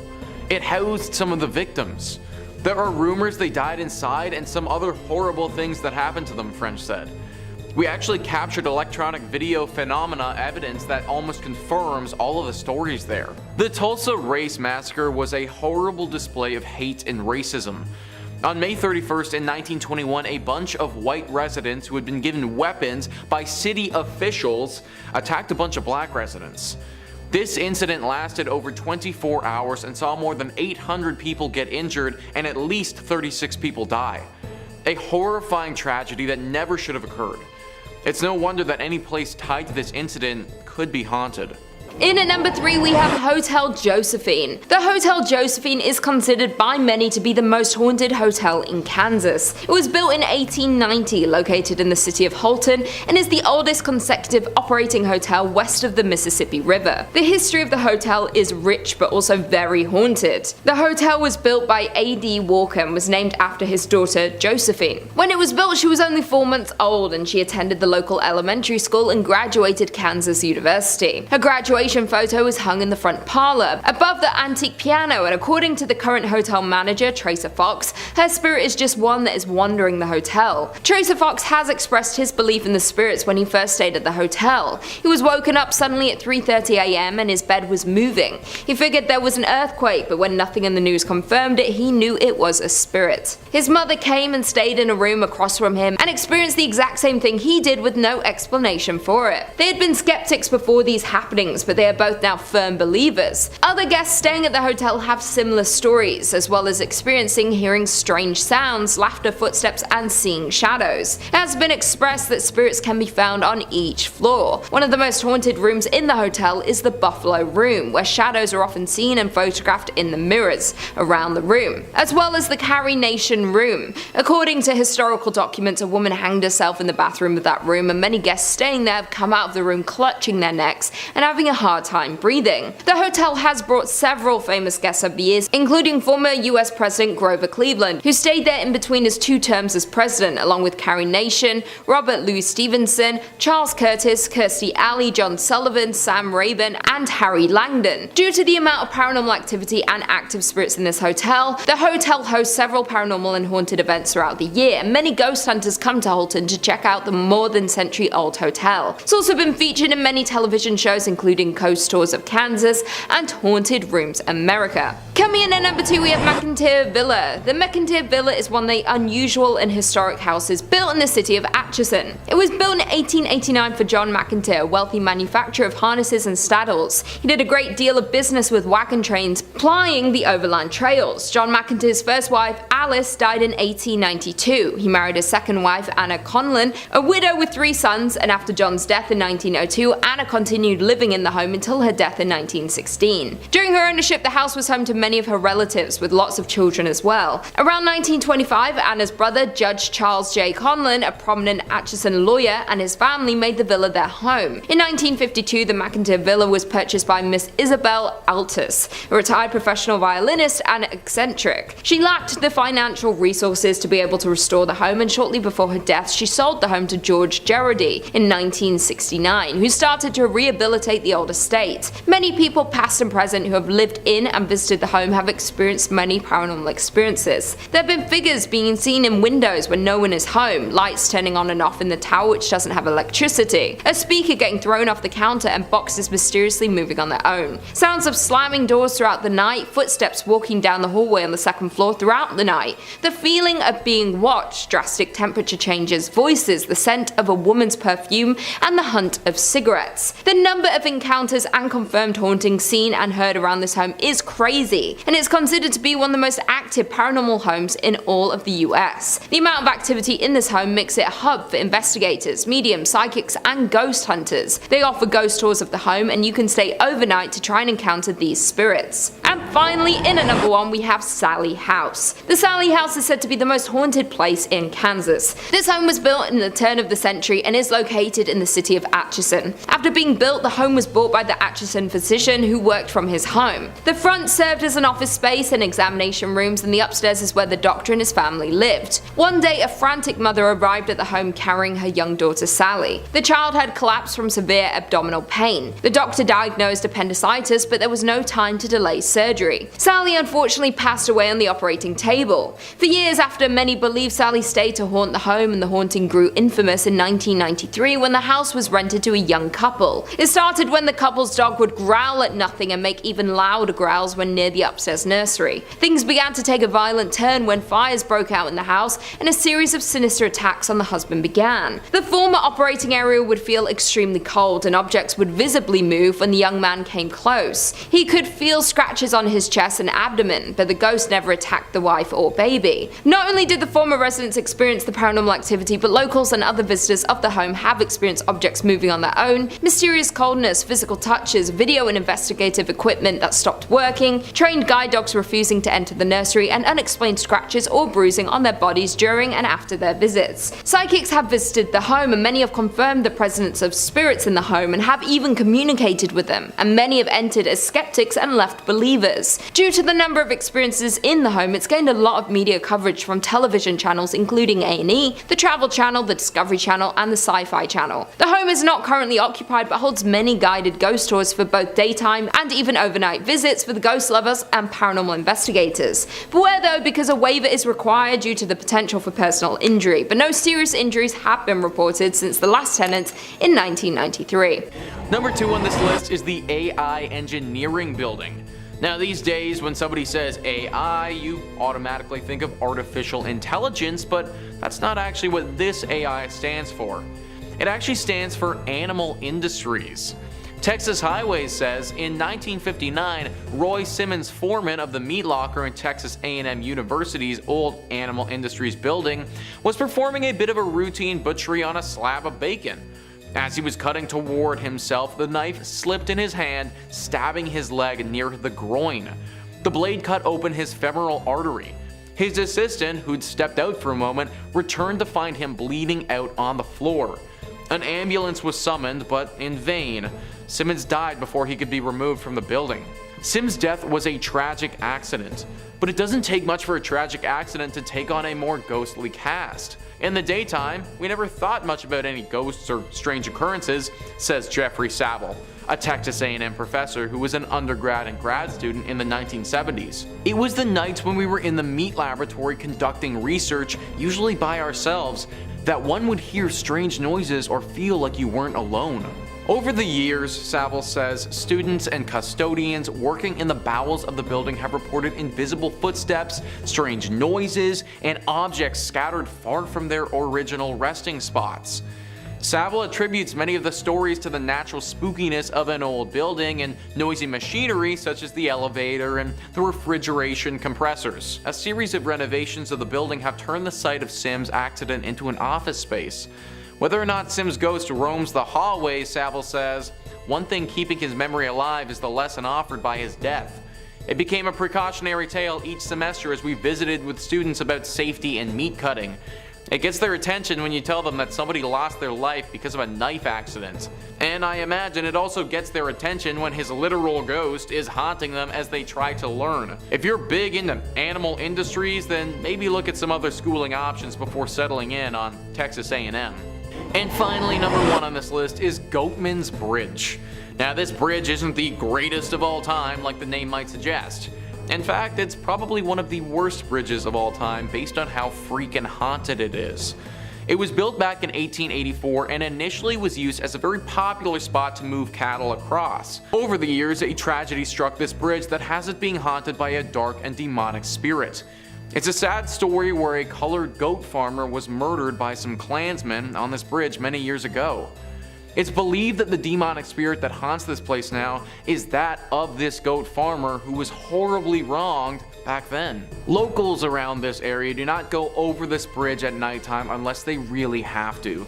So many sightings have happened over the years where people will go over the bridge and be met on the other side by said where people will go over this bridge and be met on the other side by this said angry spirit.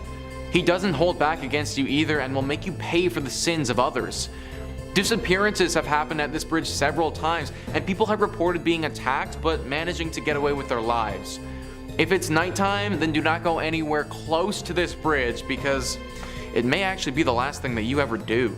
Coming in at number 5, Silverbow Inn Bed and Breakfast. The Silverbow Bed and Breakfast is located in Juneau, which is the capital city of Alaska. The inn is more famously known for its bakery that was founded in 1898 by the original owner Gus Messerschmitt. This is the oldest bakery in Alaska and some say it is the best. Although people travel from far to taste the treats and the bakers, there are reports of paranormal activity in the inn above. The original owner and founder of the inn reportedly still haunts the premises. The story goes that the owner loved his bakery and inn. He spent his whole life dedicated to creating the finest bakery. From the day it was built, he spent all of his time here. He loved welcoming the customers and ensuring everyone enjoyed their stay. Inevitably, having spent all of his time at the inn, he was here when he passed away in 1938. He was so dedicated in life, it seems his soul was tethered to the place in death. Since he passed away, guests of the bakery and inn have reported a lot of paranormal activity. The most commonly reported sighting is of Gus opening opening his shop early in the morning. People have seen a figure matching his description walking around the halls as he once did to prepare for his day. This is not the only thing that guests have noticed. Some people have reported knocking on their bathroom door. When they go to investigate who it is, there is no one there, but they have a feeling of being watched. Many believe this is Gus checking up on the guests. He also wanted to ensure everyone staying there was happy, and people believe this is a sign that he's still checking in on the guests today. Coming in at number 4, the Hotel Captain Cook. The Hotel Captain Cook, located in Anchorage, is notorious for its paranormal spirit, which has been nicknamed the White Lady. People often take ghost tours of the hotel, hopeful of a chance to meet this famous spirit. Although the origins of the ghost are mostly unknown, from her behavior it appears she passed away in the women's bathroom,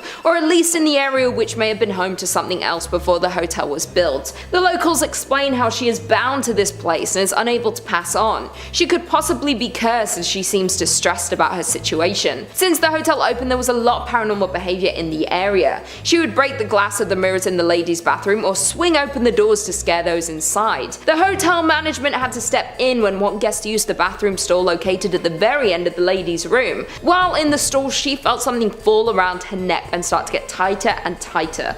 The woman panicked and ran from the stall. As soon as she left the cubicle, the sensation stopped. Since then, the bathroom has been bolted shut as to stop this from happening to anyone else. She does seem to be mostly contained to this stall, but there are still paranormal happenings. Lights turn on and off on their own. No one has been hurt since the spirit was locked away, but I would still stay far away from this hotel. Unless you're looking for an angry spirit, this is a hotel that should not be on your list of destinations to visit. Although, my parents were there and it's fine, you know. They're Gucci gang. Coming in at number 3, we have the Golden North Hotel. The Skagway Golden North Hotel may look like a classic hotel located on the main street, but it has seen tragedy and has the ghosts to prove it. People say this place is haunted by a lady who passed away many years ago. She is bound to room 23 on the 3rd floor, but her presence can be felt in the area around the building. The locals tell the story of how this woman became bound to room 23. It's unknown in what year the story takes place, but it was many years ago. The woman was visiting the hotel with a husband. They visited the area so her husband could go on a gold expedition. The expedition was over a number of days to possibly weeks, and the wife was to stay at the hotel and explore the local area. The day arrived and the husband left on his expedition, leaving his wife alone. Not long after the husband had left, the woman caught pneumonia. She became sicker and sicker. There was no one in the area able to help her. She had no way to get to a local doctor with no knowledge of the area. She sadly passed away in a little over a week due to her illness. When her husband returned, he was heartbroken to find his wife had passed. She had been laying in their room for weeks awaiting his return. The locals were shocked to hear what happened, and horrified no one had heard her cries and helped her survive her ailment. Since then, she has been bound to the room. Other guests have heard sounds coming from the room which remains empty. The spirit can be heard coughing or choking. Some have said they saw her from the window of the hotel when walking around the area late at night. Some have even heard her cries for her husband. When anyone tries to investigate the room, they just find it empty and cold. The cold of the room takes over you as soon as you open the door. You can feel you are in the presence of a spirit and are overcome with sadness. Number 5 on this list is the Trans-Allegheny Lunatic Asylum. Operating from 1864 to 1994, this asylum, like most of the entries on this list, has certainly been through the ringer. This place was meant to only house 250 people at its max, but on many occasions had over 2,400 people residing here. Everyone was crammed in like animals, and considering this building was never meant to see this many patients at once, the living conditions were pretty horrible. Whenever you cram that many people into a small space together, especially an asylum, some pretty nasty things will go down as well. Several murders have taken place here over the years, along with incidents of patients and workers taking their own life. The haunting of this location was pretty progressive and didn't come on all at once. Reports date back to the early 1900s and got increasingly more frequent as time went on. Eventually it became clear by the later 1900s that this was no longer a usable space and they needed to move on. This is why it shut down in 1994 and has no medical purpose at this point. In fact, now the only thing that it has is ghost tours. The owner of this place know the legends are far stretching with this asylum and intend to make a profit on it. The ghosts are decently friendly here, or at least for the most part aren't dangerous. However, there have been a few instances where individuals have been scared to a point of serious and significant trauma. If you do plan to go here, then make sure you have a thick skin and aren't frightened easily. Number 4 on this list is Haunted Harper's Ferry. Harper's Ferry is a small town in West Virginia that honestly looks like something out of a storybook. It's comprised of roughly 100 19th century restored buildings. As you can imagine, it's a very quiet town and there isn't too much of a big city vibe going on here at all. This place wasn't always quiet though. In the American Civil War, this town played a pivotal role and was fought over multiple times throughout the years. People believe that it was through the death during the Civil War that this place has developed an affinity to spirits. Deborah Block says, at the nearby True Treats historic candy store, chocolate and other candies are brightly lit on tables and in baskets. The cute and welcoming shop is popular with visitors, hardly seeming like a place where a ghost would want to hang out. But store manager Tara Dockman, known as the Ghost Lady, in town for her sensitivity to paranormal activity, says there are 2 ghosts who frequent the store and she even knows one of them by name. The female has a white flowy gown and she goes to the top floor of the store where there are no customers, she explained. And Colby, a man, likes to show himself and usually shows a shoulder or a pants leg which you'll see walk across a room. They both like to throw candy around and slam doors on customers. Dockman said Colby is a troublemaker who may also push people. She assured me that she had spoken to him about not bothering me while I was in the shop and was hiding in a corner storage area. Tara isn't some nutbag who's the only one who sees ghosts here either. Tons of people in the town have had run-ins with them. In fact, the biggest attraction this town has to offer are the ghost tours that highlight how haunted this place truly is. Number 3 on this list is Lake Shawnee Amusement Park. The park is no longer functional, and based on all of the incidents that went down here, that's probably a good thing. It all started in the 1700s when a settler, Mitchell Clay, and the local Shawnee Native Americans fought and ended with 3 of Clay's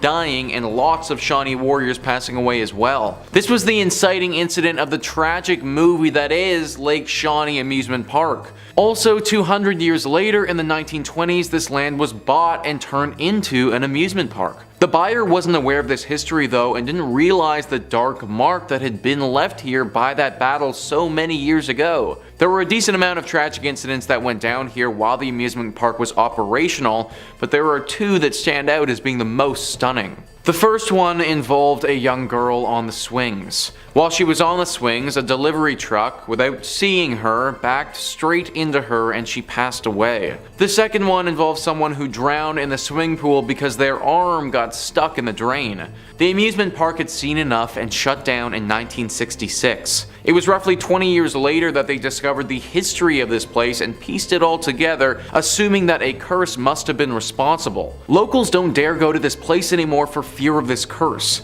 It should also be noted that the few who have stepped foot on this place again have reported run-ins with that young girl who died so many years ago. It seems that this curse won't allow her spirit to pass on and now she wanders the area. I'm sure that there are a bunch of other amusement parks in West Virginia that are a lot more fitting and functional than this one. Highly recommend avoiding Lake Shawnee altogether. Coming in at number 2, we have Independence Mine. The Independence Mine, now known as the Independence Mine State Historic Park, is the site of a former gold mining operation. It is located in Palmer, Alaska. The mining history in the area dates back to at least 1897. The mining town now sits abandoned. The operations were temporarily halted in 1950 with the plan to eventually resume operations. They were never able to resume the operations. This resulted in a well-preserved collection of mining equipment and buildings. Although weather has taken its toll, many of the buildings still stand today. As we know, with many mines there are often accidents due to the dangerous nature of the work. Parts of the mine would often collapse. The mine is now a big tourist site as a look into the life and work of miners in 1897. The visitors have reported a lot of paranormal activity while touring the facility. Almost everyone who visits the mine sees some form of activity there. There are many apparitions that appear. They walk around the mine as if they were doing their usual day's work. Some have even seen cigar smoke coming from certain locations. You can smell and see the smoke but there are no cigars in the area that could be making the smoke. Tour guides have noted that they often have the feeling of being followed. They can feel themselves being watched each time they tour the facility. Some have even found footprints that don't belong to them or anyone in their group. Although there is a lot of paranormal activity in the area, tourists still come to see the remains of the mining town. The ghosts seem to be well intended. They may merely be echoes through time of the souls who passed here. As far as we know, there have not been any visitors who have been hurt during their visit. I would still be wary of visiting here though. Finally, in at number 1 we have At the White House. At the White House was built in 1902 and is now on the National Historic Register due to how long it has been standing in the community. It has had many issues since it was built. It was originally built as a hospital, then it was used as a daycare center, and today is used as a hotel. Any building that was used as a historic hospital has seen a lot of tragic passings. When the building was used as a daycare center, there was a tragic fire. The building caught fire in the 1980s. It was fully restored following this. During the fire, the young woman who owned and ran the daycare was trapped inside. After ensuring all of the children were safe, she became trapped and unfortunately perished. Since the fire, her apparition has appeared around the home. Most guests believe her to be a kind spirit, but she does bring on the feeling of dread and terror when she is in your presence.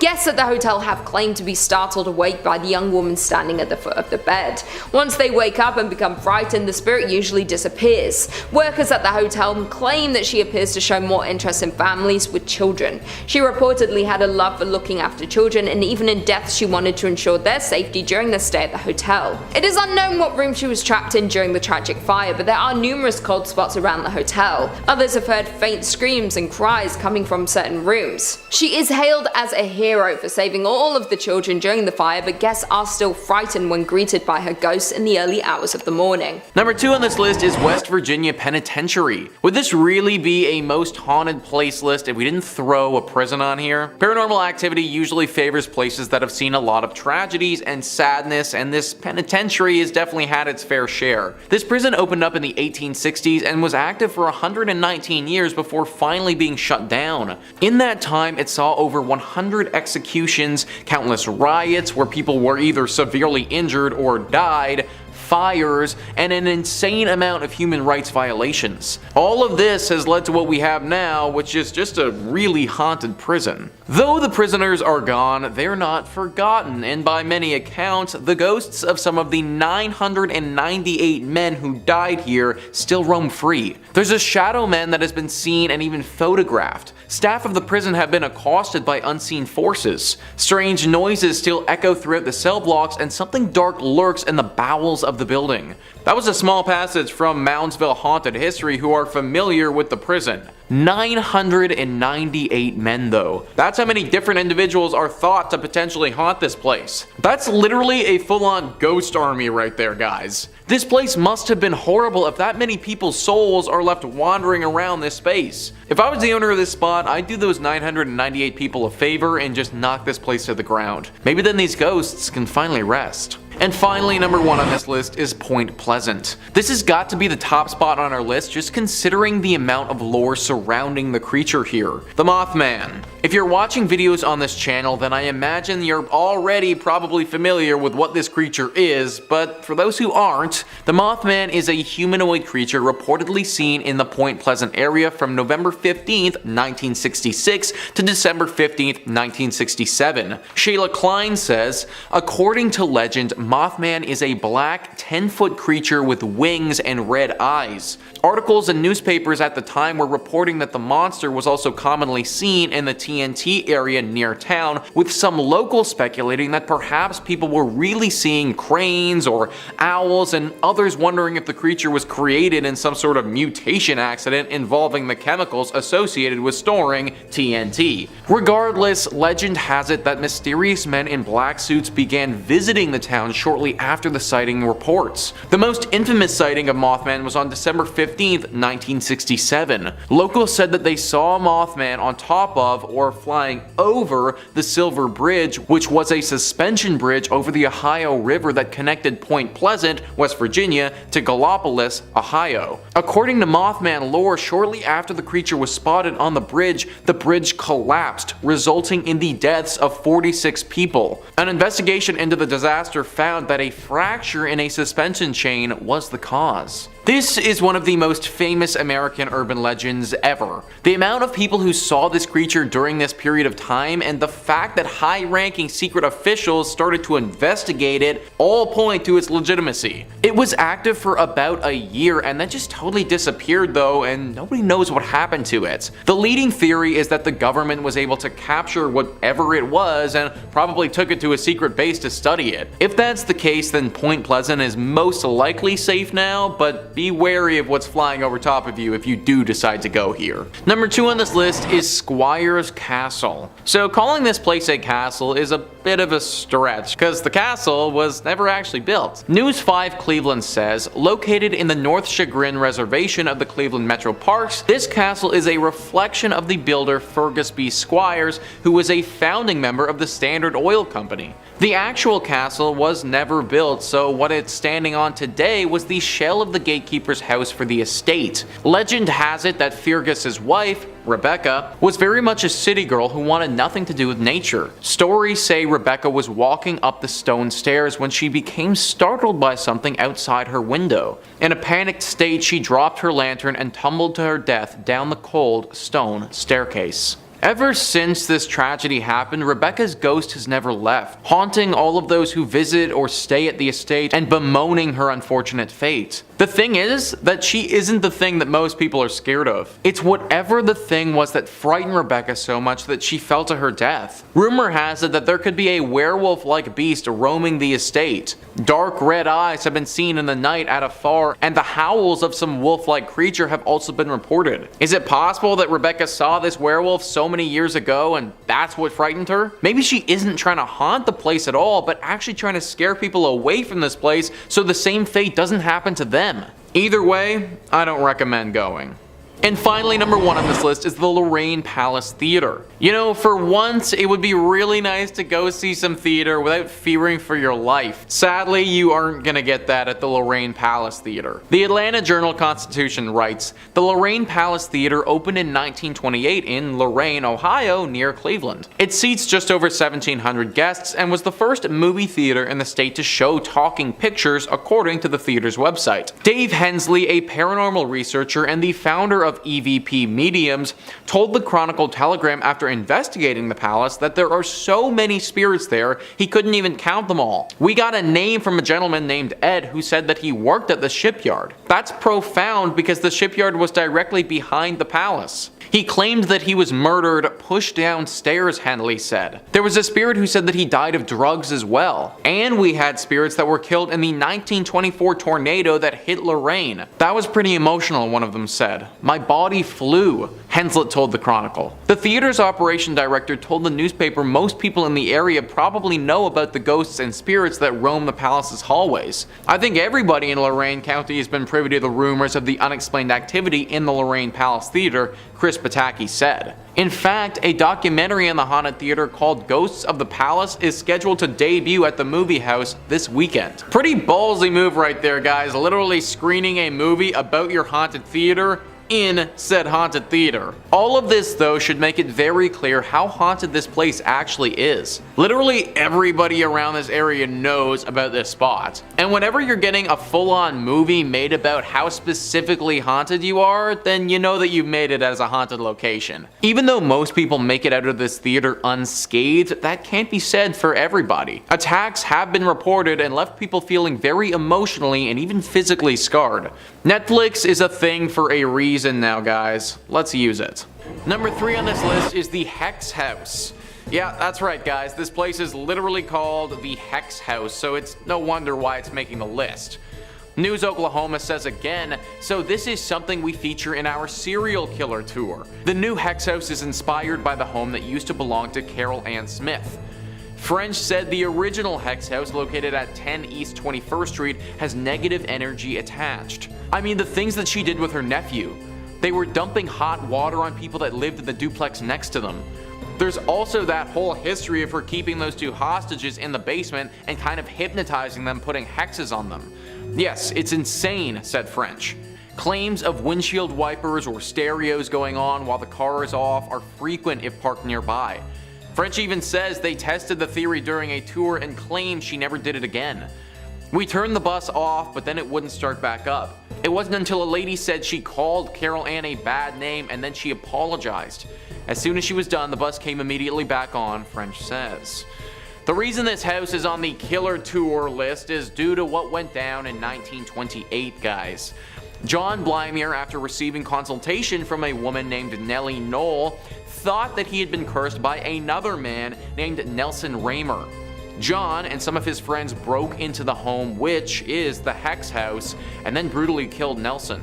After they did this, they tried to set the house on fire, but it actually didn't burn. Since then, it's been a hotspot for ghosts, specifically that of Nelson Raymer. Number 2 on this list is the Stone Lion Inn Bed and Breakfast. This is definitely not the Airbnb you want to be booking for you and your pals for that relaxing weekend getaway you've been picturing. Travel Oklahoma says, stay at the Stone Lion Inn Bed and Breakfast in Guthrie at your own risk, as a mischievous ghost child has been seen and felt throughout the home. The spirit, said to be that of 8-year-old Irene Houghton, has been known to squeeze the toes of sleeping guests or even crawl into bed with them. The eerie tap tap tap of a child's footsteps has also been heard leading from the 2nd floor to the 3rd. According to legend, the 8,000 square foot home was where the child met her fate when a nurse her with cough syrup containing them. The family later moved on, but little Irene refused to leave. After the Houghton family moved out, the home changed into a boarding house and then a funeral home. Paranormal investigative teams have encountered several other ghosts, including a strong male entity who lingers in the basement where the morgue once was. Through the years of people staying here, there have been tons of reports of sightings and interactions with ghostly entities. As mentioned, it's pretty normal to be visited by Irene, the ghost of the young girl who passed here. A bit of a rarer encounter is that of a ghostly music box, though. The owner, Becky, has come out and said, one of my guests just the other day came out of this room and said, all night long I heard this music box. Now, it's unclear whether one of the ghosts was playing this music box or if the box just sort of started on its own, but that would definitely be enough to keep me awake if I was that guest. Pictures, videos, and voice recordings have all been captured here by paranormal investigators many times. It was first investigated by a paranormal specialist 18 years ago, and since then it's been a hotspot for all ghost hunters alike to check out.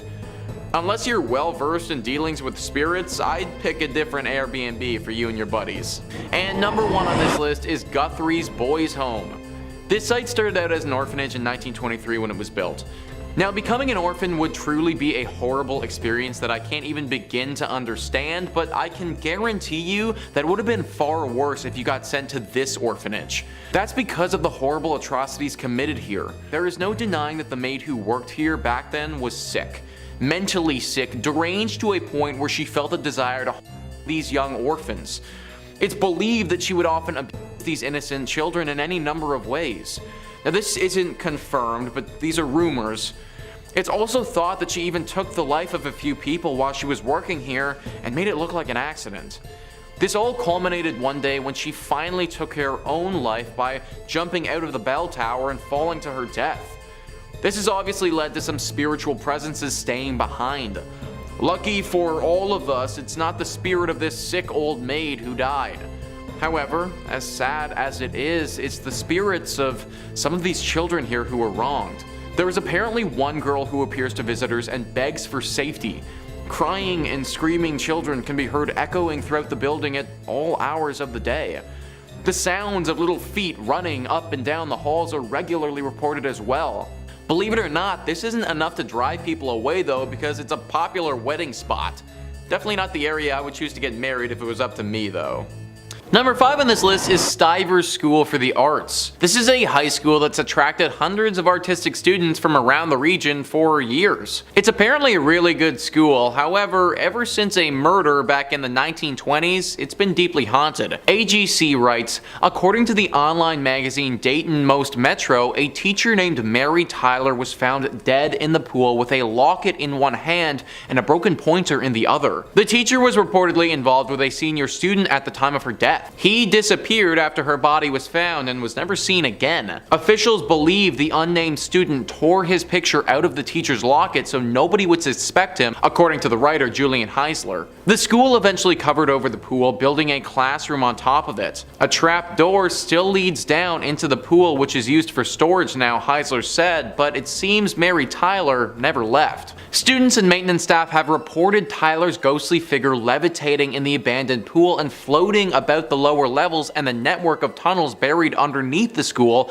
banging on pipes and wailing loudly wherever she goes, Dayton Most Metro reported. A floating dead body. Yeah, that sounds pretty haunted to me, guys. Ever since this ghostly incident, there have been tons of spooky moments reported by students. Lights flickering, temperature changes, items mysteriously moving around by themselves, and things of this nature happening regularly at this school. It's crazy that something that went down 100 years ago still has such a hold over this place, but literally a century later and we still haven't shaken the ghost of Mary Tyler. Hopefully the next century is a little bit less scary for the students at Stiver School for the Arts. Number 4 on this list is the Cleveland Federal Reserve. The Cleveland Federal Reserve is where the money is. Now this isn't a comment on people being haunted by crippling debt, even though that's probably the most realistic thing I've ever said on this channel. No, this place is haunted by an actual poltergeist that you don't want to mess with. Matilda is the name of our ghost in question, and she's said to haunt the vault down below. Now the good thing about this place is that you actually can't even get to the haunted area. So even for those of you who are feeling daring, you aren't going to be able to go and visit Matilda because it's off limits to the public. Matilda used to work here and was deeply involved in the stock market. That's why when the market suffered a horrible crash in 1929, Matilda felt trapped and saw no other way than to take her own life. She did so in this building, and now it is forever haunted by her spirit passing through the underground walls, scaring all of those who work down there. It's hard to know how accurate this haunting really is because we don't really have any proof of it. That, however, is more due to the fact that it's super off limits and super well guarded vault that nobody can get to. If we can trust the verbal accounts of the people who've run into her, and there have been many, then we should definitely fear this vault. Number 3 on this list is Crybaby Bridge. This is definitely one of the most famous spots in the state when it comes to hauntings. This one specifically is the Rogues Hollow Crybaby Bridge and has a pretty sad and scary history. There are 2 legends that could be true in regards to this bridge. The first one says that the mother of a newborn child had a falling out with her lover. He abandoned her and she fell into a deep depression. She responded by throwing her newborn over the bridge and then followed that by throwing herself over as well. The second legend says that 2 parents of a newborn child were driving down the road. They got to the bridge, and on that bridge their car spun out on some black ice. The car crashed into a tree right after the bridge, killing both of the parents. The baby in the back of the car survived though, at least for a time. This road doesn't get traveled on often, and it was very cold that evening. When people eventually did come upon the crash, it was too late. Ever since this incident happened, this bridge has been rightfully avoided by the locals. The horrible sound of a baby crying can be heard echoing throughout the river that it passes over. They say that standing on this bridge for too long, it's not good for your brain or your mental state. That your sanity will slowly slip away from you, and any happiness and good feelings that you may have had will be sucked away down that river for good. Not a bridge that you should want to go down at all, so avoid it altogether.